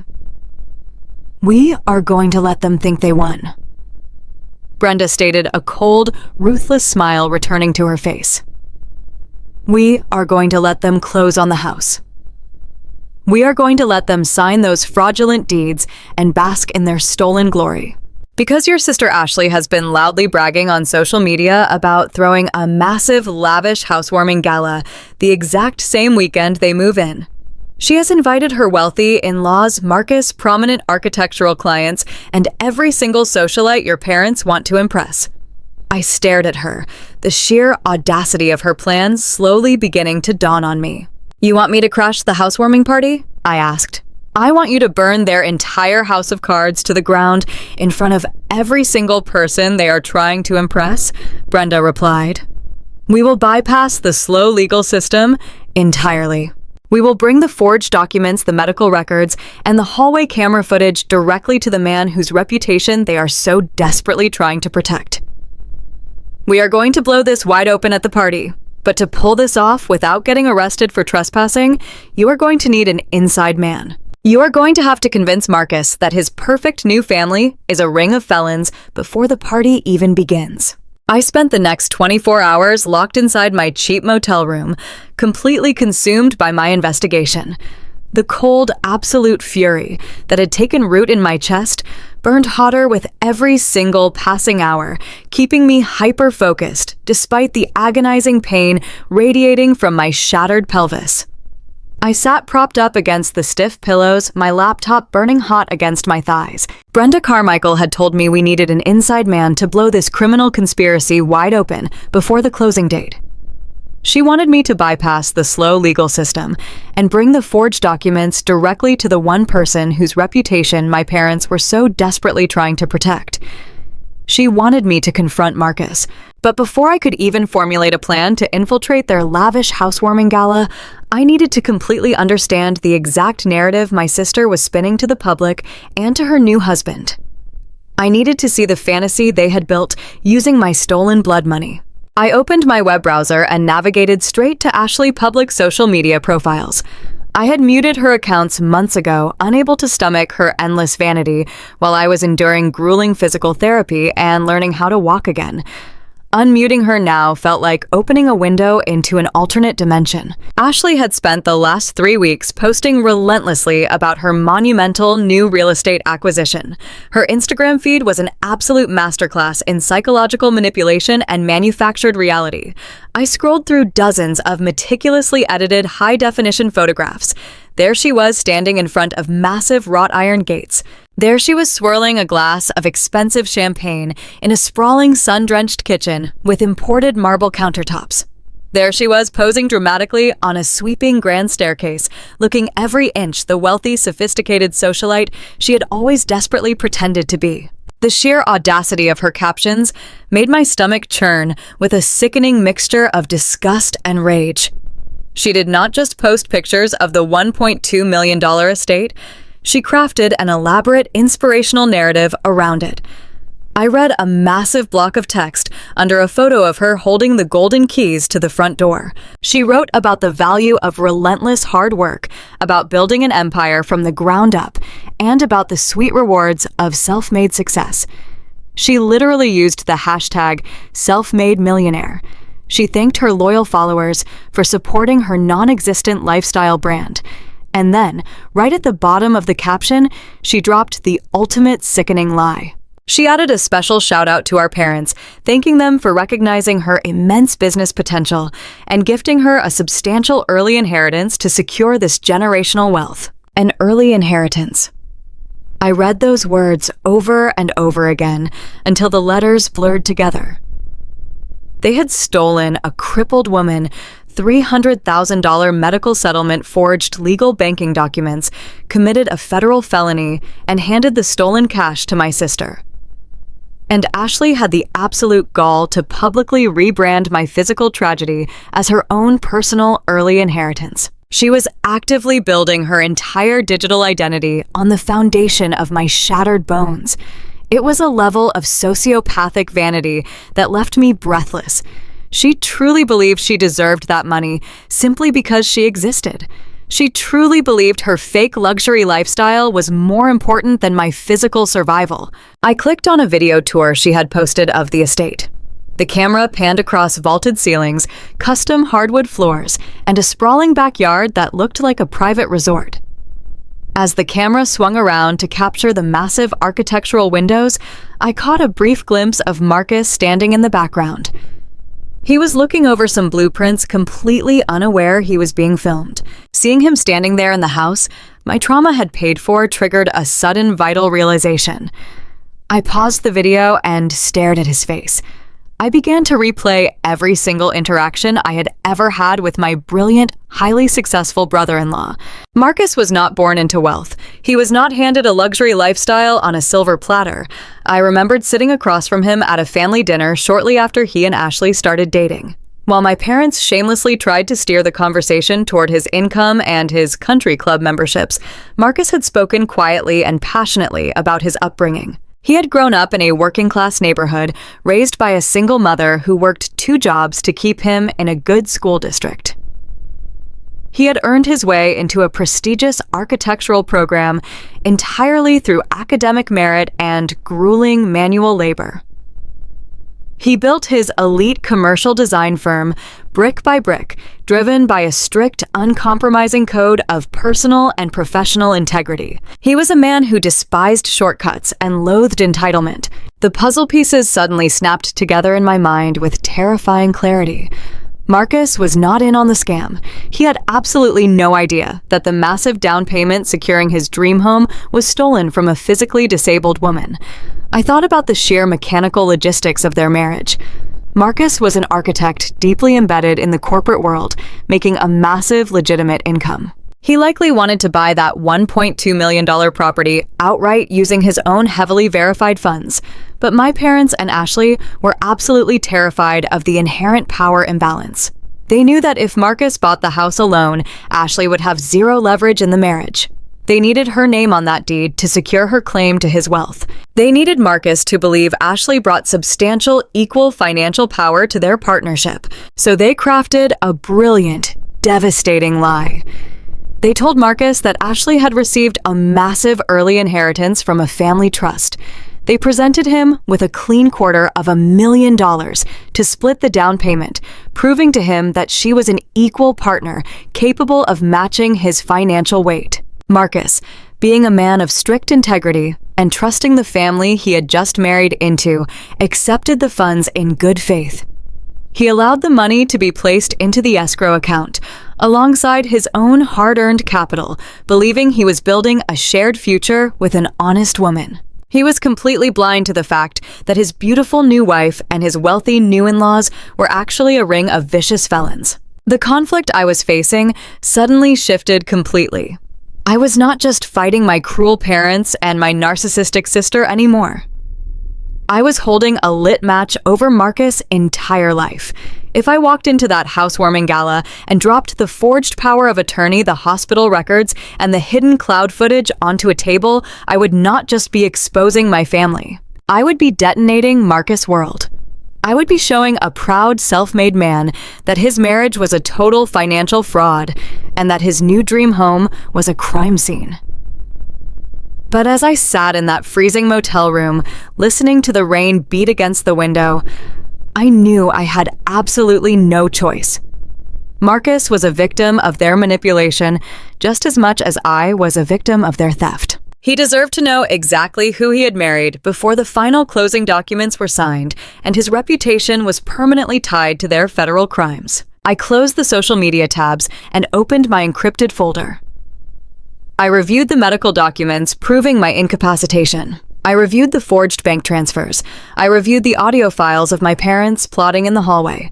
I had all the ammunition I needed to completely destroy the facade Ashley had so carefully built. She wanted to play the role of the wealthy, self-made socialite. She wanted to host a lavish gala and bask in the admiration of the city elite. I was going to let her put on her beautiful dress. I was going to let her gather all her important guests. And then I was going to walk through those massive wrought iron doors on my metal crutches and show every single person in that room exactly how the golden child bought her crown. The countdown to the housewarming party had officially begun. I just had to survive the next 48 hours and figure out exactly how to get past their security. The architectural firm of Harrison and Vance was located in the heart of the downtown financial district, occupying the top 3 floors of a gleaming glass skyscraper. I stood on the rain-washed pavement, staring up at the towering structure. My shoulders burned from the heavy friction of my metal crutches, and every single step I took sent a brutal jolt of agony straight through my shattered pelvis. I was wearing the only clean professional suit I had salvaged from the garbage bags my parents threw at me. It was slightly wrinkled and damp from the morning drizzle, but it was my armor. I took a deep breath, bracing myself against the physical pain, and pushed through the heavy revolving glass doors. The lobby was a massive expanse of polished white marble and brushed steel screaming of corporate wealth and absolute prestige. This was Marcus' domain. This was the world my parents were so incredibly desperate to infiltrate that they were willing to destroy my entire life to buy a ticket inside. I approached the sleek reception desk where a young woman in a designer blazer was typing rapidly on a keyboard. I did not hesitate or show a single ounce of intimidation. I stood as tall as my broken body would allow and placed my hands firmly on the edge of the desk. I told her I was Jenna Lawson and that I was Marcus' sister-in-law. I stated, my voice projecting total authority, that I had highly sensitive legal documents regarding the closing of his new residential estate that required his immediate physical signature before noon. The receptionist blinked, looking from my face down to my heavy medical brace and metal crutches. The sheer confidence of my lie completely bypassed her corporate security protocols. She picked up her phone to call his office, but I immediately raised my hand. I instructed her sharply not to interrupt his current meeting. I said Ashley specifically told me to wait directly inside his private office so we could finalize this the absolute second he was free. I called it a family emergency regarding the escrow account. The mention of my sister name and the escrow account worked perfectly. The receptionist nodded, swiped a keycard, and directed me to the private executive suites on the top floor. I navigated the silent carpeted hallway, my crutches sinking into the plush material.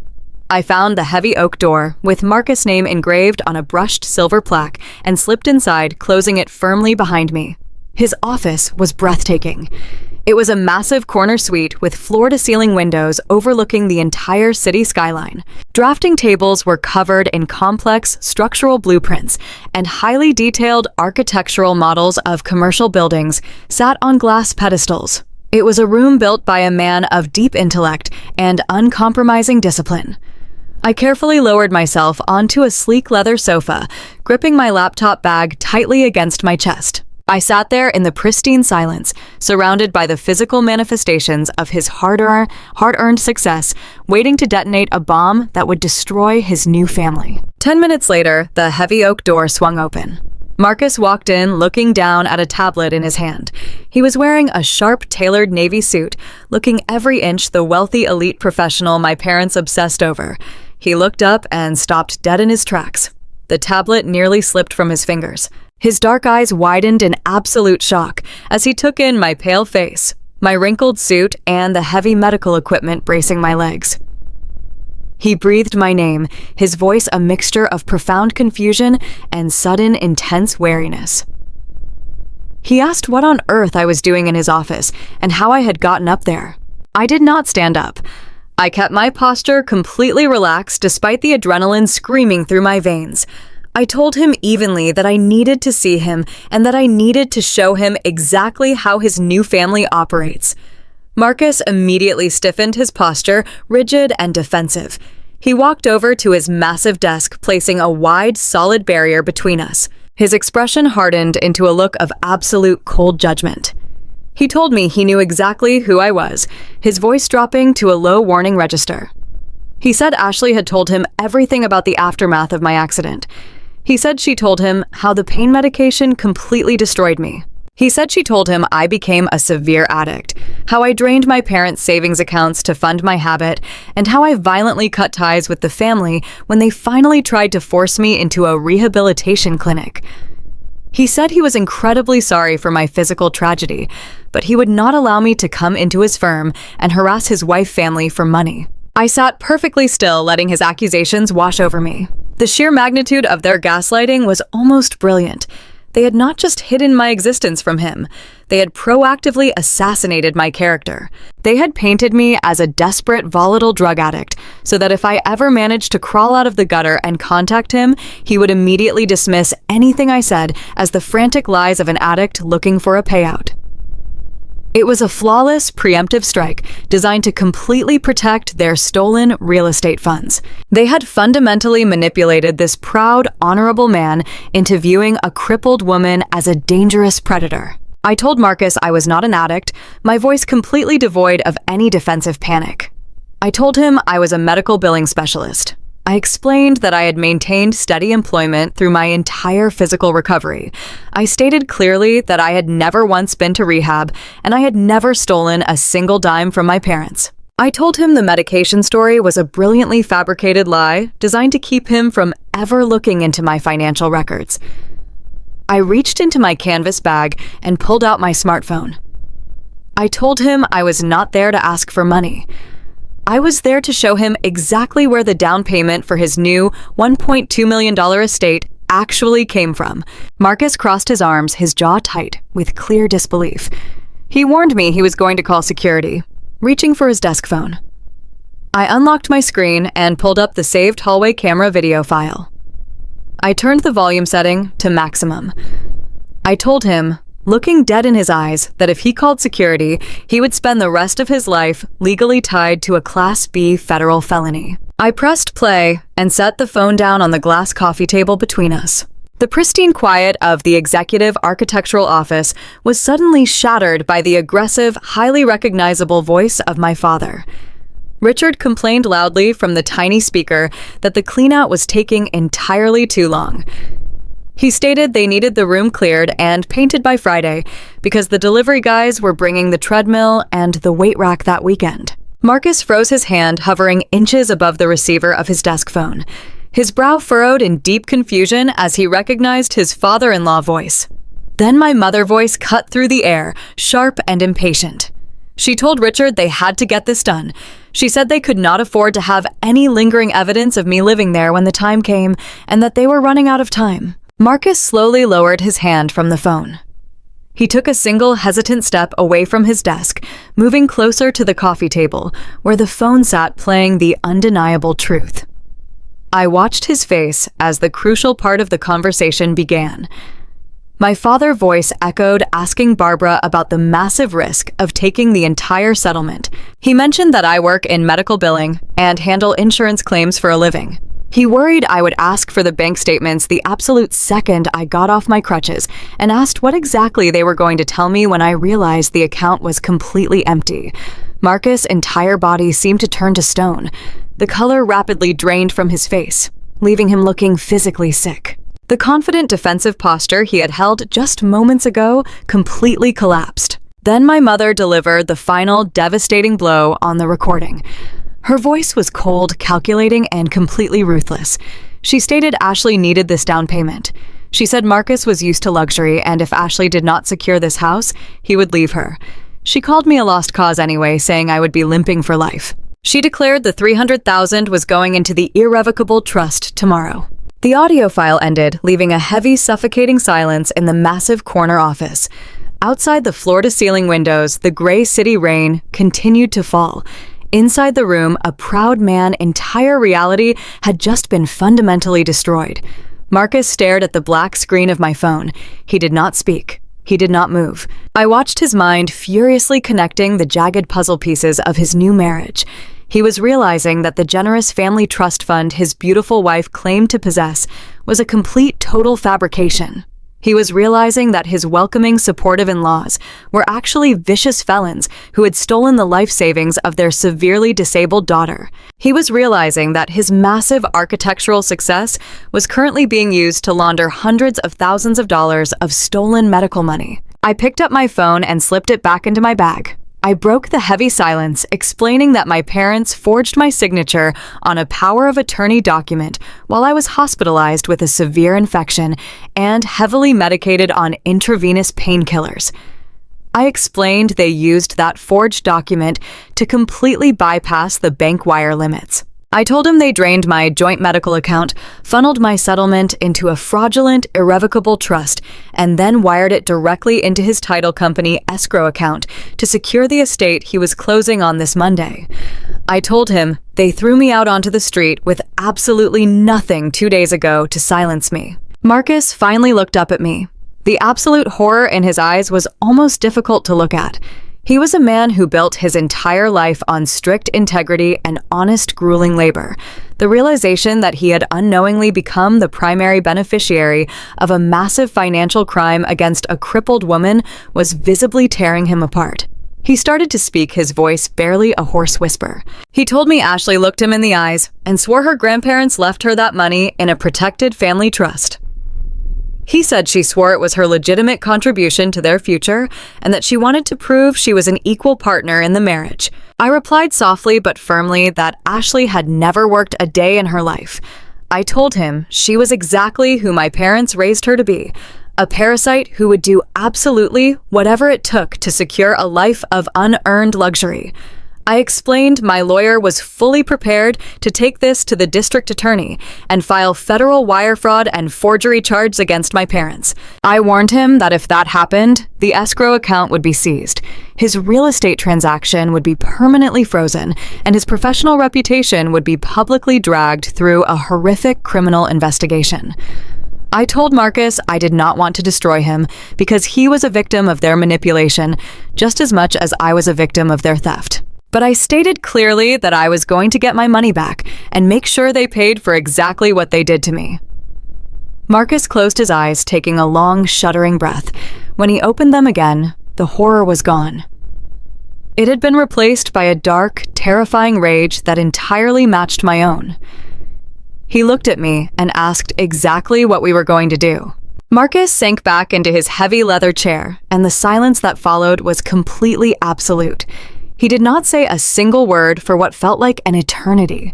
The massive corner office was completely still, broken only by the steady, relentless drumming of the freezing city rain against the floor-to-ceiling windows. I sat perfectly quiet on the sofa, gripping my metal crutches, and watching the realization completely wash over him.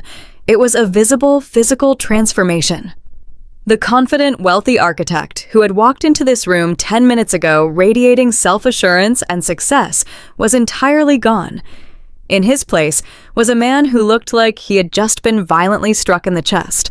He raised a trembling hand to his mouth, his dark eyes fixed dead on the blank screen of my smartphone resting on the glass coffee table between us.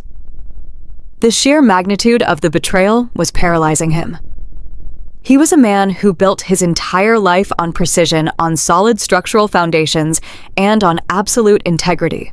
Now he was looking at the woman he had just married and the family he had wholeheartedly embraced, and he was seeing nothing but toxic structural rot. I could see the profound physical repulsion taking over his body. His breathing became shallow and erratic as his mind furiously connected the timeline of their lies. He suddenly stood up, pushing his heavy leather chair back so hard it crashed against the wall behind his desk. He began to pace across the room, his hands running over his face, trying desperately to scrub away the sickening truth I had just handed him. He walked over to the expansive window and stared out at the gray skyline. He muttered aloud, almost to himself, that he had looked Ashley directly in the eyes when they signed the initial escrow paperwork. He had specifically asked her if she was absolutely certain about contributing such a massive sum from her family trust. He told me she had smiled that perfect, flawless smile of hers and swore she wanted to be an equal partner in their marriage. She swore her parents were thrilled to give her this early inheritance to help them build their future. The sheer disgust in his voice was visceral. He turned back to look at me, his dark eyes burning with an intense, furious light that made my breath catch in my throat. He walked slowly back to the center of the room and sat down on the edge of the coffee table directly facing me. The anger radiating from him was palpable, but it was not directed at me. It was a deep historical anger that I did not fully understand until he finally began to speak. He looked at my broken body and told me that when he was 12 years old, his mother lost absolutely everything. He described her as a fiercely hard-working woman who pulled double shifts at a local diner just to keep a roof over their heads and food on the table. They had a modest little house in a working-class neighborhood, the only thing of actual value they owned in the world. But she fell behind on a few bills after an illness, and a predatory lending company specifically targeted her. They buried his mother in confusing legal paperwork, aggressive hidden interest rates, and completely fraudulent terms she did not have the financial literacy to understand. He told me he watched his mother cry at the kitchen table night after night, trying desperately to save their home from men in expensive suits. In the end, the bank foreclosed. The lenders took the house, and they were evicted onto the street with absolutely nothing to their name. Marcus leaned forward, his voice dropping to a low, fierce whisper. He told me that he had sworn an oath to himself on the exact day they lost that house. He swore he would build an empire so strong and so legitimate that no one could ever take advantage of his family again. He swore he would never associate with anyone who preyed on the vulnerable. Financial fraud and stealing the life savings of someone who could not fight back was his absolute hard line. It was the one unforgivable sin in his universe. And now, he had just discovered that the beautiful, sophisticated woman he married and the welcoming, affluent in-laws he had grown to respect were the exact same kind of vicious predators that had destroyed his mother. They had actively targeted me, a physically disabled woman, lying heavily medicated in a hospital bed, and stolen my only financial safety net to fund their own luxury. The sheer profound irony of it made him physically sick to his stomach. He told me he felt completely contaminated by their money. He said every single dollar in that escrow account felt like stolen blood money, and he absolutely refused to let his name or his architectural firm be attached to a stolen property. Marcus stood up again, his jaw set with a rigid, terrifying determination. He walked over to his massive mahogany desk and reached for the telephone. He stated, his voice completely devoid of any hesitation, that he was calling the title company right now. He was going to permanently halt the closing process on the $1 million estate. He declared he would pull his half of the funds, cancel the entire real estate transaction, and immediately contact his personal attorneys to initiate formal annulment proceedings against Ashley. He wanted to sever every single tie to my family before the sun went down. I felt a sudden massive surge of panic. I completely understood his instinct to blow the entire arrangement up immediately, but I knew we could not do that. I pushed myself up, leaning heavily on my crutches, ignoring the sharp spikes of agony in my pelvis, and begged him to stop. I told him to put the phone down right now. He looked at me, his brow furrowed in total confusion. He asked why on earth we would let this fraudulent transaction continue for even one more second when we had the absolute concrete proof to stop it. I took a deep breath and explained exactly what Brenda Carmichael had warned me about. I explained that Brenda was a highly specialized fraud litigator, and she understood exactly how calculating predators like my father operated. I told Marcus that if he halted the closing today, my parents would instantly know something was horribly wrong. The title company would demand explanations for the canceled escrow. Ashley would panic and immediately call Richard and Barbara. The absolute second my father realized the real estate deal was dead and his federal crime was exposed, he would not just sit around and wait for the police to arrive. Richard was a meticulous corporate manager who always covered his tracks. He would immediately scramble to protect himself. He would drain whatever remaining funds were left in that fraudulent, irrevocable trust and wire the money to offshore accounts where we could never reach it. He would destroy the original forged power of attorney documents and scrub his digital cloud drive. He would pack his bags and vanish behind a wall of expensive defense attorneys before Brenda could ever file the formal criminal charges. I looked Marcus dead in the eyes and told him that if we tipped them off today, we might stop the house sale, but I would never see my $300,000 again. They would escape justice, and I would be left completely destitute and physically broken. Marcus slowly placed the receiver back onto the phone base. He stood behind his desk, processing the incredibly high stakes of the legal strategy I had just laid out. He was a brilliant man used to analyzing complex structural problems and finding the absolute strongest path forward. He realized instantly that Brenda was entirely right. We were dealing with seasoned sociopathic manipulators who would stop at absolutely nothing to avoid a federal prison sentence. A premature confrontation would only give them the vital head start they desperately needed to bury the evidence. I told him we had to fight them exactly where they felt the safest. We had to let them think they had completely won. I laid out the incredibly bold, terrifying plan Brenda and I had devised. We needed Marcus to play along. We needed him to go home tonight and look Ashley in the eyes, acting as if nothing had changed at all. We needed him to sign those final closing documents on Monday, allowing the title company to officially process the transaction and transfer the deed. We had to let my parents and my sister fully commit to the fraud on legally binding state documents. But the ultimate trap, the absolute destruction of their entire stolen empire, would happen at the lavish housewarming gala Ashley was already obsessing over for the following weekend. She had been bragging relentlessly on social media about this massive party. She had invited every single wealthy client, Marcus had every elite socialite my parents desperately wanted to impress, and everyone they had systematically lied to about their fake generational wealth. I told Marcus that Brenda and I wanted to walk through the front doors of that $1 million estate right in the middle of their triumphant celebration. We wanted to hand over the forged bank documents, the medical records, and the criminal injunctions directly to the authorities while the entire room watched. We wanted to rip the sophisticated mask off my parents in front of the exact audience they had stolen my money to impress. Marcus listened to every single word, his expression transforming from absolute shock into a cold, calculating resolve. He understood the profound, poetic justice in the plan. My parents had built their entire identity on social appearances and fake wealth. Taking away their freedom in a quiet, private courtroom was simply not enough punishment for what they had done. They needed to lose their social standing, their fake prestige, and their complete dignity in front of the people they valued most in the world. The psychological weight of what I was asking him to do was massive. He would have to sleep next to a woman he now knew was a monster. He would have to smile at my parents, knowing they belonged in a federal penitentiary.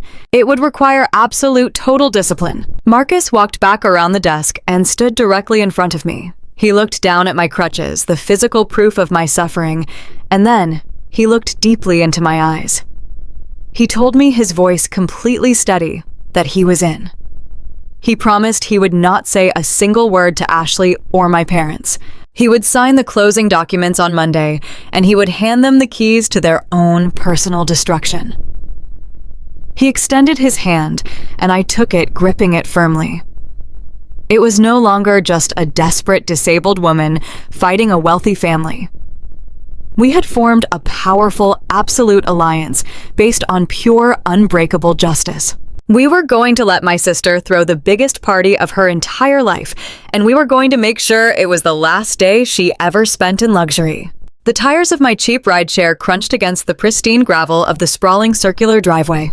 I sat in the back seat of the beat-up sedan, staring through the tinted window at the glowing fortress my stolen medical settlement had purchased. The rain from earlier in the week had finally cleared, leaving behind a crisp, incredibly cold autumn night. The $1.2 million estate was a towering masterpiece of modern architecture. Massive walls of glass spilled golden light out onto the manicured lawns. A line of luxury vehicles, including sleek black Mercedes and imported sports cars, stretched endlessly along the private street.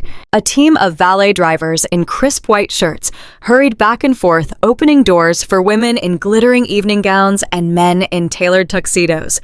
It was exactly the kind of high society spectacle my parents had dreamed of infiltrating their entire miserable lives.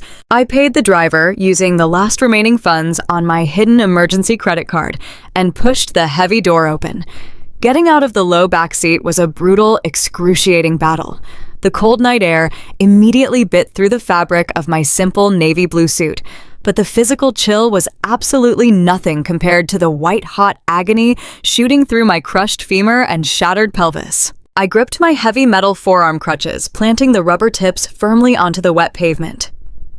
Every single movement required intense calculation and immense physical effort. I did not have a designer gown. I did not have expensive jewelry or a professional blowout. I was wearing the only clean professional suit I had managed to salvage from a black plastic garbage bag. It was entirely simple and completely unremarkable, but it was clean and it was sharp. I was not there to blend in with their wealthy guests. I was there to serve an eviction notice on their entire reality. I began the slow, agonizing walk up the long, sweeping driveway. The polished gravel shifted under my crutches, making every single step a dangerous exercise in maintaining my balance.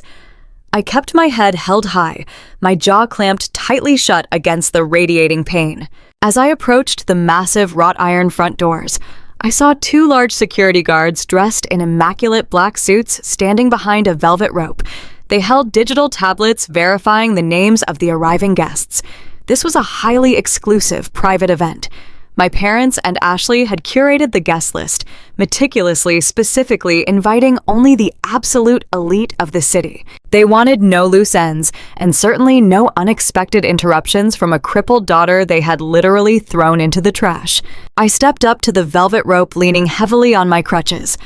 The taller of the two security guards looked down at me, his eyes briefly scanning my practical navy suit and my heavy medical brace. He did not look overtly hostile, but his expression clearly conveyed that I did not belong at this lavish gathering. He asked for my name in a polite but firm, professional tone. I looked him dead in the eyes, my voice completely steady and totally devoid of any hesitation. I told him my name was Jenna Lawson. The guard scrolled through the primary guest list on his glowing tablet. I watched his brow furrow slightly as his finger swiped down the screen. He shook his head and told me politely that my name was not on the main registry. He asked if I was with the catering staff or the event coordinators. I did not flinch. I did not offer an explanation or an excuse. I simply told him to check the secondary list. I told him to check the private VIP registry, authorized exclusively by the primary homeowner, Marcus. The guard hesitated for a split second before tapping a different tab on his screen. His eyes scanned the new list and suddenly widened in mild surprise. He looked back up at me, his entire demeanor shifting instantly from a professional barrier to absolute compliance. He unhooked the heavy velvet rope and stepped completely out of my way.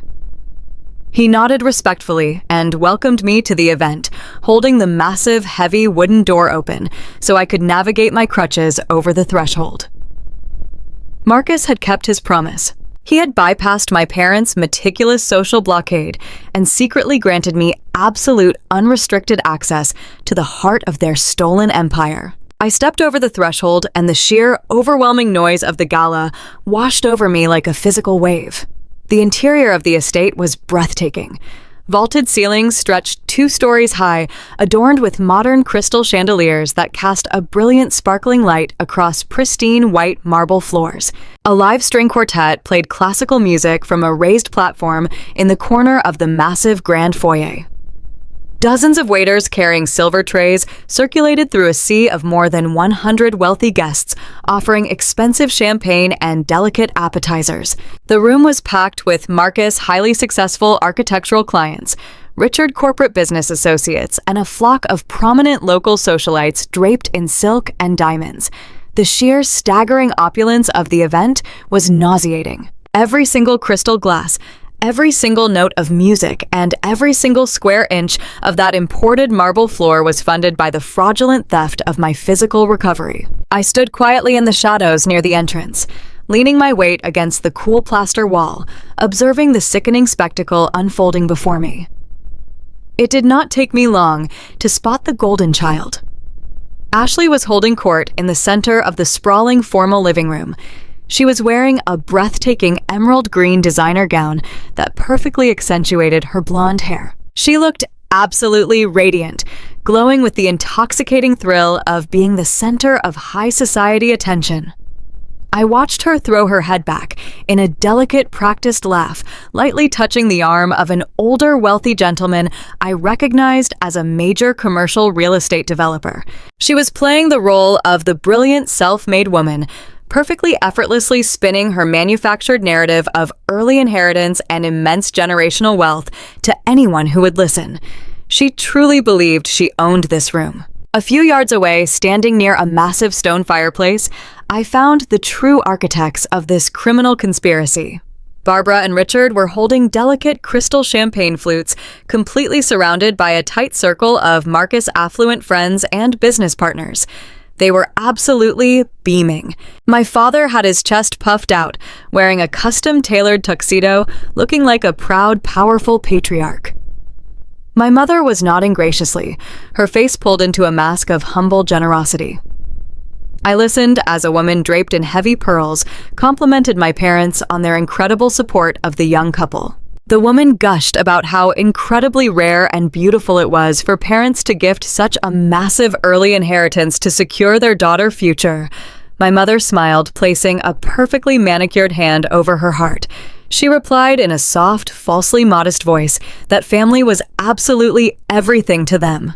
She stated that they would gladly sacrifice absolutely anything to ensure Ashley and Marcus had the perfect foundation to build their lives upon. The sheer, unadulterated hypocrisy of her words struck me with the force of a physical blow. They were standing in a stolen mansion, drinking expensive champagne and soaking up the adoration of the city elite, while completely burying the fact that they had forged federal documents and thrown their youngest daughter onto the street to pay for it all. I gripped the handles of my crutches so tightly, my knuckles turned completely white. The cold, absolute fury in my chest crystallized into a singular, undeniable purpose. I took a deep breath, feeling the solid weight of my laptop bag pressing against my ribs. Inside that bag was the forged power of attorney, the hospital records, and the damning audio files that would end this charade forever. I pushed away from the shadowed wall, my metal crutches clicking sharply against the pristine marble floor, and began my long, slow walk directly toward the center of the crowded room. The rhythmic clicking of my metal crutches against the pristine imported marble floor sounded like a ticking clock counting down to absolute destruction. Every single step required monumental effort from my shattered pelvis, but the absolute fire burning inside my chest propelled me forward. I stepped out of the shadowed foyer and directly into the blinding light of the grand living room. The sheer scale of the space was overwhelming. Vaulted ceilings stretched 2 stories high, adorned with massive crystal chandeliers that cast a brilliant, sparkling light across the sea of wealthy guests. Waiters in crisp white shirts circulated with silver trays of expensive champagne. The air smelled of luxury perfume and fresh orchids. I did not let my eyes wander. I kept my gaze locked dead ahead, fixed entirely on the center of the room. I was wearing the simple, slightly wrinkled navy blue suit I had salvaged from a garbage bag. My hair was still damp from the evening rain. I did not belong in this immaculate high society environment, and that was exactly what gave me my power. For a few seconds, my entrance went completely unnoticed in the massive crowd of affluent socialites and corporate executives. The live string quartet playing on a raised platform continued their vibrant, uplifting melody, but the harsh metallic click of my medical crutches scraping against the marble was entirely foreign to this curated atmosphere. One by one, the guests standing nearest to the archway began to turn around. They saw a pale woman leaning heavily on forearm braces, her face set in absolute stone. The sophisticated conversations immediately closest to me faltered and quickly died.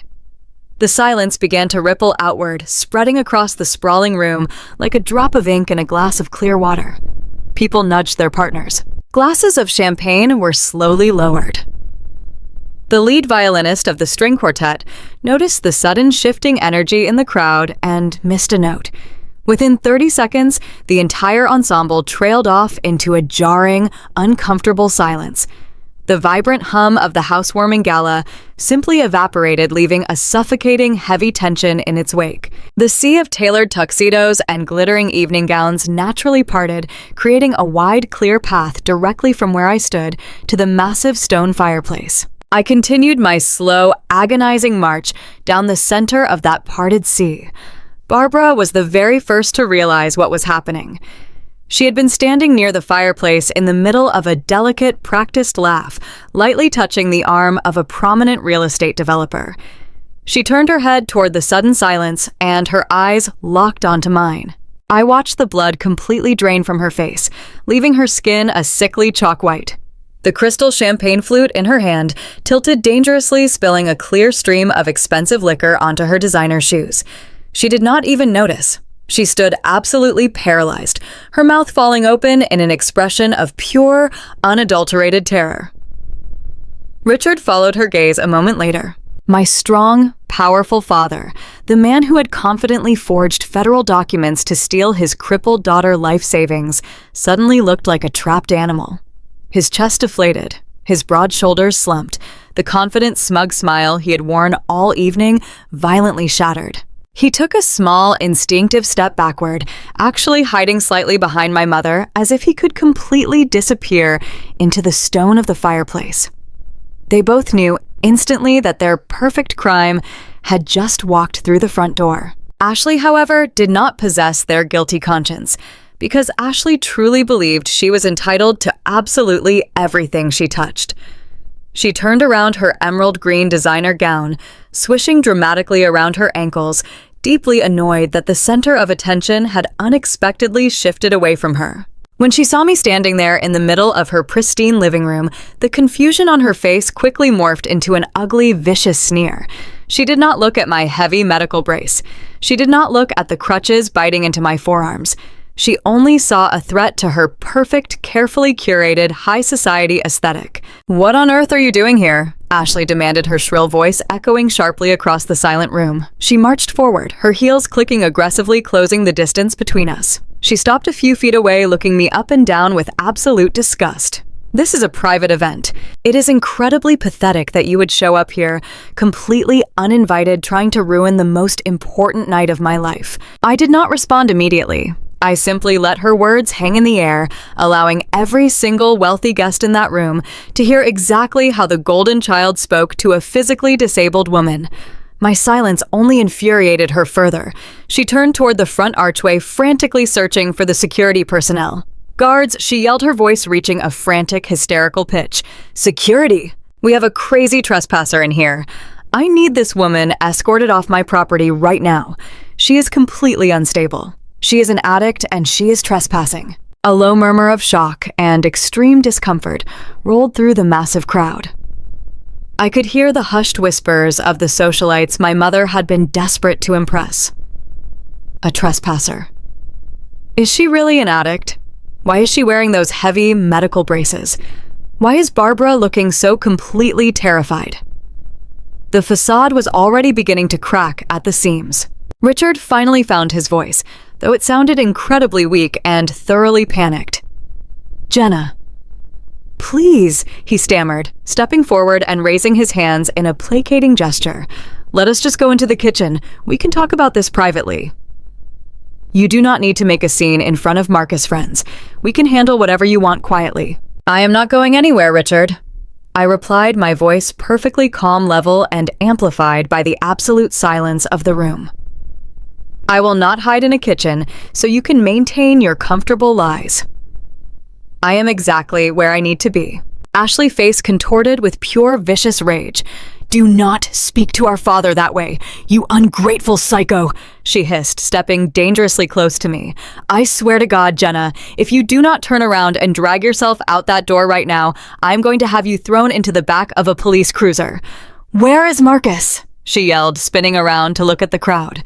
"Where is my husband?" "He needs to handle this lunatic." As if summoned by her frantic demands, the crowd near the back of the room parted once more. Marcus walked slowly forward. He was not rushing. He was not panicked. He moved with the steady, cold deliberation of a man executing a flawless structural demolition. The wealthy clients and business associates who respected him deeply moved out of his way, watching him closely. They expected him to defend his beautiful new wife. They expected him to protect the sanctity of his $1,000,000 estate and immediately eject the ragged, unstable woman, causing a scene. Ashley let out a dramatic sigh of relief as he approached. "Marcus, thank God," she cried, reaching out to grab his arm. "Tell security to throw her out. She is completely out of her mind. She is trying to extort us." Marcus did not look at Ashley. He completely ignored her outstretched hand, letting it fall awkwardly back to her side. He walked directly past her, his dark eyes fixed entirely on me. The heavy, undeniable tension in the room thickened into something practically solid. Everyone watched, holding their collective breath, waiting for the brilliant, wealthy architect to handle the volatile situation. Marcus walked over to a small table near the string quartet. Resting on the polished wood was a sleek silver wireless microphone, intended to be used later in the evening for the customary housewarming toasts and celebratory speeches. He picked it up, his movements slow and incredibly deliberate. He flicked the power switch, and the soft electronic feedback hummed through the hidden ceiling speakers, completely commanding the attention of every single soul in that sprawling room. Marcus turned to face the massive crowd standing shoulder to shoulder with me. He looked out at his elite clients, his wealthy business partners, and the local socialites my parents coveted. He did not look at his wife. He did not look at his terrified in-laws huddled by the fireplace. Ladies and gentlemen, Marcus began, his deep, resonant voice filling the vast space with absolute cold authority. I want to sincerely apologize for the sudden interruption to our festivities tonight. I know many of you are confused by what is currently happening. My wife has just loudly informed you that the woman standing beside me is an unstable drug addict and a desperate trespassing extortionist. He paused, letting the harsh words settle over the silent crowd. I saw several prominent guests exchange deeply uncomfortable glances. However, Marcus continued, his voice hardening into a blade of pure, uncompromising truth. That was a lie. The woman standing beside me is not an addict. She is not a crazy trespasser. She is a highly respected medical billing specialist who has spent the last 6 months enduring grueling physical rehabilitation to recover from a catastrophic car accident. He turned slightly, gesturing toward me with his free hand. She is also a member of this family. A member that my wife and my esteemed in-laws completely neglected to mention to me throughout our entire courtship and marriage. The crowd erupted into a sudden shocked chorus of gasps and frantic whispers. My mother pressed her hands against her pale cheeks, looking like she might actually faint. Richard grabbed the edge of the stone mantle, his knuckles turning stark white. Ashley stood completely frozen, her mouth opening and closing like a suffocated fish, completely unable to comprehend why her wealthy, powerful husband was systematically dismantling her narrative in front of her entire social circle. Marcus turned his dark, intense gaze back to the crowd. He stood tall, radiating absolute integrity and a terrifying, deeply controlled fury. I believe it is incredibly important to build a home on a foundation of absolute honesty and complete transparency.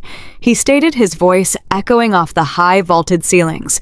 And since we are here tonight to celebrate the establishment of this new estate and the generous familial wealth that allegedly purchased it, I believe it is only fitting that we hear the absolute truth about exactly where that foundation came from. Marcus turned to me. He did not offer pity, he offered respect. He held out the silver wireless microphone. The heavy metal caught the light of the crystal chandeliers overhead. I looked at the microphone, and then I looked at the terrified, ruined faces of the people who had stolen my life. I reached out, letting go of my right crutch, leaning my broken weight entirely onto my left side, and gripped the cold metal handle. I pulled the microphone to my lips, ready to burn their stolen empire completely to the ground. I gripped the cold metal of the microphone. The smooth silver surface was heavy in my palm. I looked out over the sea of faces. More than 100 of the most wealthy, influential people in the city were staring back at me. Women in dripping diamonds and men in bespoke tuxedos stood frozen in absolute silence. The string quartet had long since stopped playing. The only sound in the massive vaulted living room was the ragged, panicked breathing of my parents standing near the grand stone fireplace. I raised the microphone to my lips. My voice echoed through the hidden ceiling speakers, crisp and completely unwavering. I introduced myself to the crowd. I told them my name was Jenna Lawson. I told them I was the youngest daughter of Richard and Barbara Lawson and the biological sister of the woman in the emerald green designer gown standing paralyzed before them. A collective gasp rippled through the audience. I saw prominent socialites exchanging horrified glances. They had been told Ashley was an only child. They had been sold a completely fabricated narrative of a perfect, flawless family. I shattered that narrative with my very next breath. I told the crowd about my devastating car accident. I painted a vivid picture of the crushed metal, the emergency surgeries, the shattered pelvis, and the grueling, terrifying months I spent trapped in a hospital bed, completely dependent on intravenous pain medication just to survive the agonizing days. I explained that I'd been awarded a medical settlement of $300,000. It was money meant to cover my lifelong physical therapy, my ongoing medical care, and my basic survival since my physical body had been permanently damaged. I kept my voice perfectly level, refusing to let a single tear fall. I was not there to beg for their pity. I was there to deliver absolute justice. I turned my gaze directly toward Ashley. She was trembling visibly, her hands clutching the expensive fabric of her gown as if it could somehow protect her from the truth. I told the room that my sister had been parading around the city, boasting about her massive early inheritance. I told them she had built a massive social media following by claiming to be a self-made woman who was generously gifted the foundation for this $1.2 million estate by our loving, wealthy parents. I let the absolute silence stretch out for 3 full seconds before I delivered the fatal blow. I told the crowd that there was no family trust fund, there was no generational wealth. I told them the entire down payment for this magnificent estate was stolen directly from my medical settlement while I was lying incapacitated in a hospital bed. The reaction was immediate and entirely visceral. The wealthy guests physically recoiled, taking collective steps backward away from my parents and my sister. The illusion of their high society status was evaporating into thin air. But I knew that words alone would not be enough to completely destroy the sociopathic lies my family had spent years perfecting. I needed them to hear the absolute, undeniable proof. I looked over at the massive 85-inch smart television mounted on the wall above the fireplace. It was the exact same television Ashley had bragged about on her Instagram tours, boasting about its incredible high-definition display and integrated surround sound system. Marcus walked over to the media console with grim determination. He picked up a small digital remote and seamlessly mirrored the display from my smartphone directly onto the massive screen. The screen flared to life, illuminating the horrified faces of my parents in a harsh blue glow. The hidden hallway camera footage began to play, filling the enormous living room with the crisp, high-quality audio of my parents plotting their federal crimes. The absolute silence of the crowd was instantly replaced by the sharp, impatient voice of my mother. Barbara's voice echoed from the expensive surround sound speakers, completely filling the room. The entire party heard her clearly state that the cleanout was taking entirely too long, and that they could not afford to have any lingering evidence of me living in their house. They heard Richard aggressively worrying about the immense risk of stealing the entire medical settlement. They heard my father explicitly state his fear that I would demand my bank statements the absolute second I got off my crutches. I watched the prominent commercial real estate developer, who had been flirting with Ashley just moments ago, drop his jaw in absolute disgust. He set his champagne glass down on a passing waiter tray and took 3 large steps away from my sister, treating her like she was carrying a highly contagious disease. The footage continued playing relentlessly. The guests heard the final, most devastating part of the conversation. They heard Barbara explicitly state that they were stealing from a crippled Jenna to impress Marcus. They heard her call me a lost cause and confidently declare that the $300,000 was going into a fraudulent, irrevocable trust the very next morning. The video ended and the screen went completely black. The silence that rushed back into the room was thick and suffocating. There was absolutely nowhere for my parents to hide. Their own voices had just condemned them in front of the exact audience they had stolen my money to impress. The absolute destruction of their reputation was instantaneous and complete. The prominent guests they had spent months desperately courting were looking at them with unadulterated revulsion. The powerful business associates Richard relied upon were already shaking their heads, their faces hardened with pure contempt. The sheer immense weight of the public humiliation suddenly completely broke Richard's mind. The meticulously crafted mask of the wealthy corporate patriarch shattered into a million jagged pieces. He realized in that exact moment that his entire life was completely over. His reputation was dead. His business connections were severed. His fake wealth was exposed. He snapped.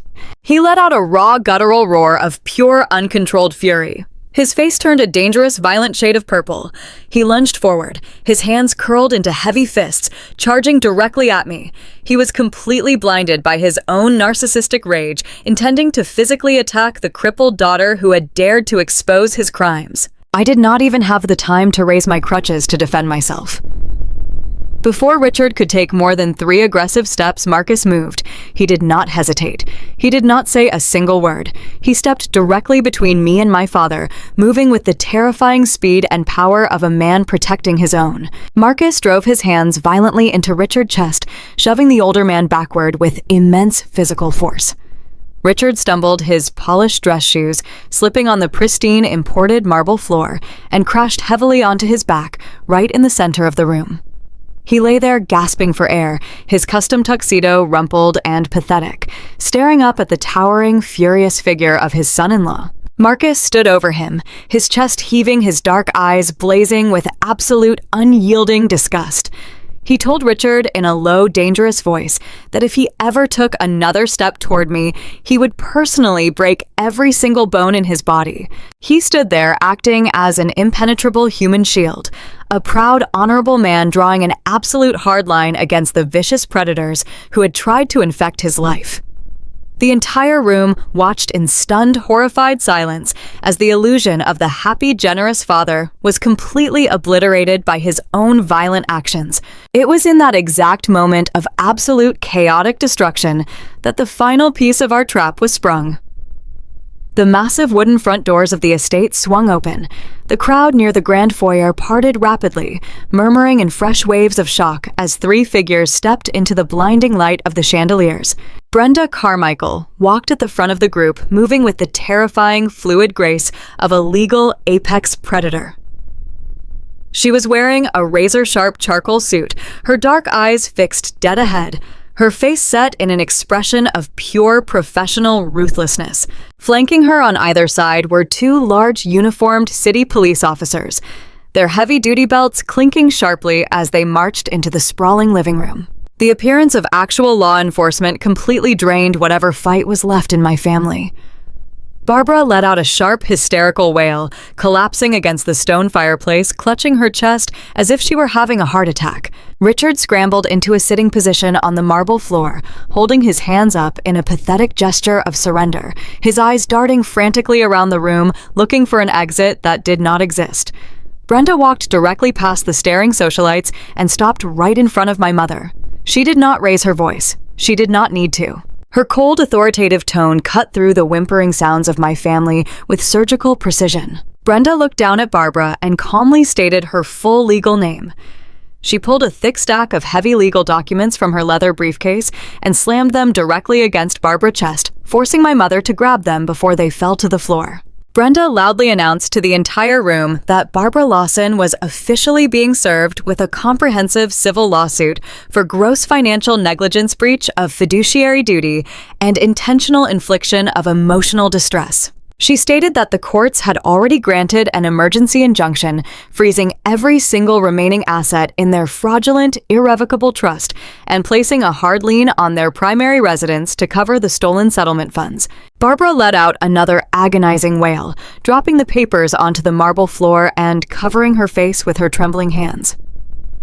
She realized instantly that they were not just losing the stolen money. They were going to lose their own home to pay me back. But the civil lawsuit was only the beginning of their punishment. The 2 uniformed police officers stepped past Brenda and walked directly toward my father, who was still sitting pathetic and ruined on the floor. The lead officer looked down at Richard, his hand resting casually on his utility belt. He stated in a loud, clear voice that completely echoed through the vaulted ceilings that Richard Lawson was under arrest. He commanded Richard to stand up and place his hands behind his back. Richard began to babble frantically, tears streaming down his purple face, begging the officers for a chance to explain, begging Marcus to help him, begging anyone in the room to listen. The officers completely ignored his pathetic pleas. They hauled him roughly to his feet, grabbing his arms and pulling them sharply behind his back. The heavy metallic click of the steel handcuffs locking around his wrists sounded like a gunshot in the silent room. The officer loudly recited the criminal charges as he tightened the cuffs. He announced that Richard was being charged with multiple counts of Class B felony wire fraud, grand theft, and the creation and execution of fraudulent legal documents. He informed him that he had the right to remain silent, a right my father desperately needed to learn. They began to march him through the massive crowd. The wealthy elite guests, the people Richard had sacrificed his own daughter to impress, openly stared at him with pure, unadulterated disgust as he was paraded out of the house in handcuffs.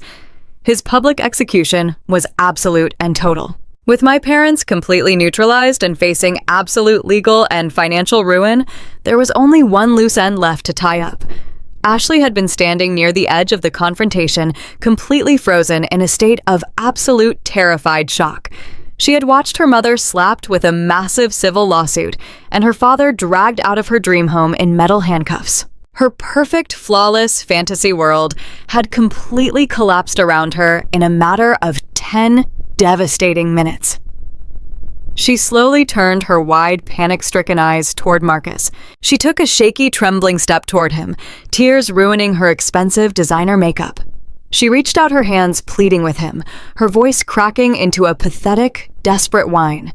She called his name, begging him to listen to her. She swore she had absolutely no idea that her parents had stolen the money. She lied right to his face, claiming she thought the early inheritance was entirely real. She begged him not to let this completely destroy their beautiful, perfect marriage. She reached out, trying to touch his arm, trying to use the same physical manipulation she had used to trap him in the first place. Marcus stepped back, treating her outstretched hands like they were covered in venom. The look on his face was completely devoid of any love, any warmth, or any pity. He looked at the woman he had married just a few short months ago and saw nothing but a hollow, greedy stranger. He slowly reached into the inside pocket of his tailored navy suit jacket. He pulled out a thick, folded legal document. He did not hand it to her gently. He thrust the document firmly against her chest, forcing her to take it. Marcus looked deeply into her panicked eyes, his voice ringing out with absolute brutal finality for every single guest to hear. He told her those were official divorce papers.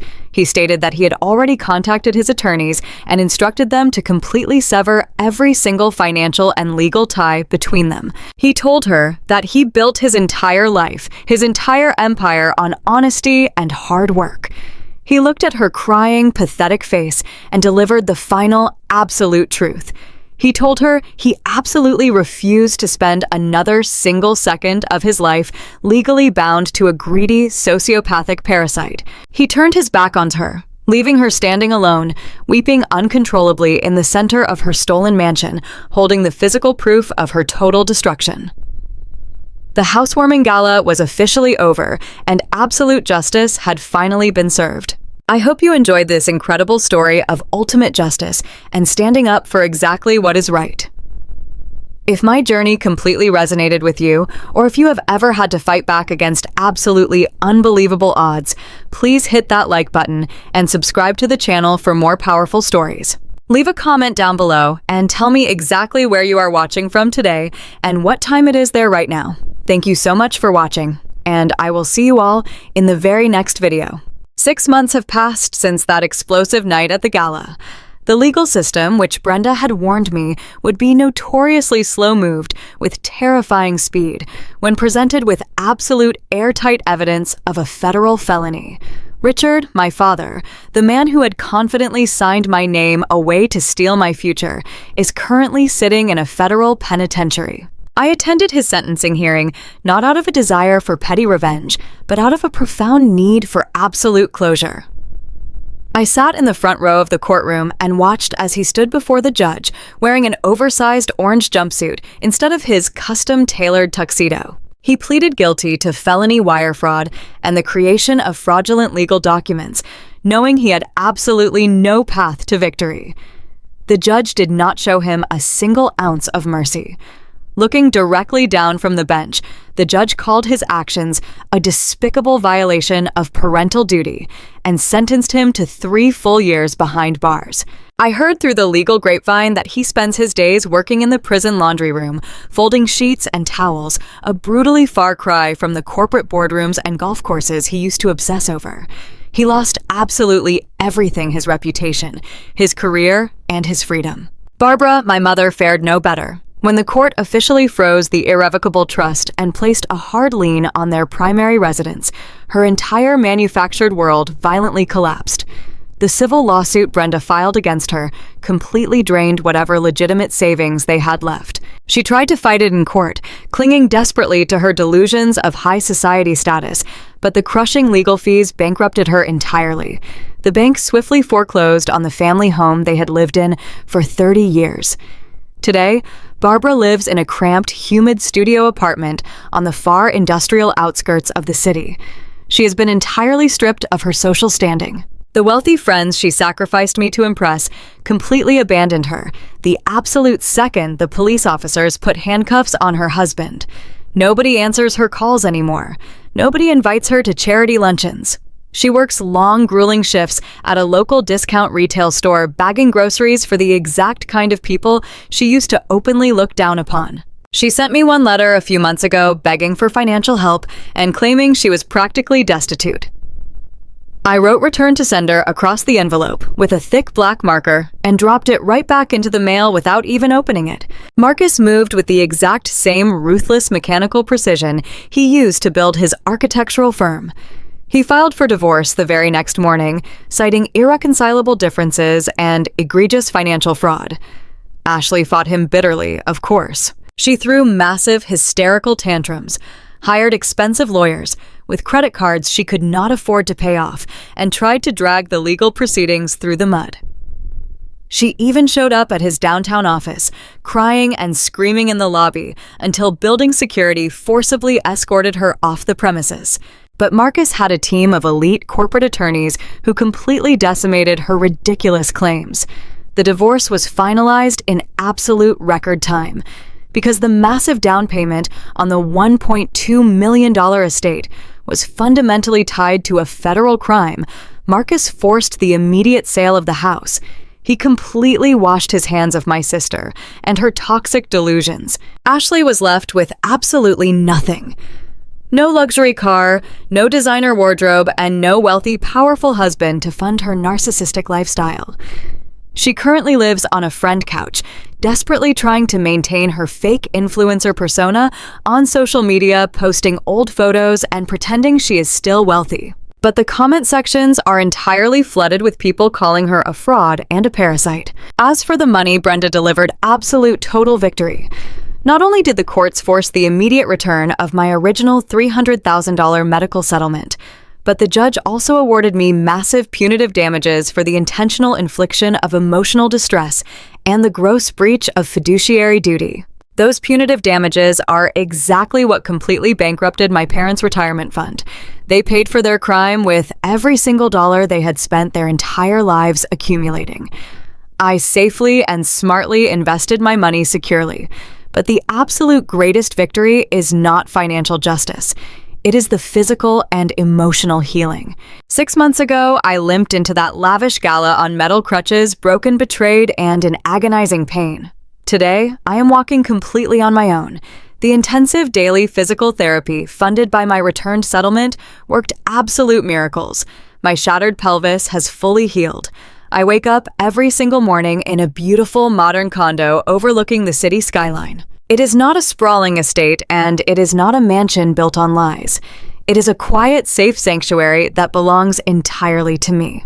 I was recently promoted to senior auditor at my firm, finally receiving the professional recognition I had worked so incredibly hard for. I spend my days analyzing complex financial records, protecting innocent people from the exact kind of fraud my parents tried to commit against me. The pain of their betrayal will probably always leave a tiny invisible scar, but it absolutely no longer controls me.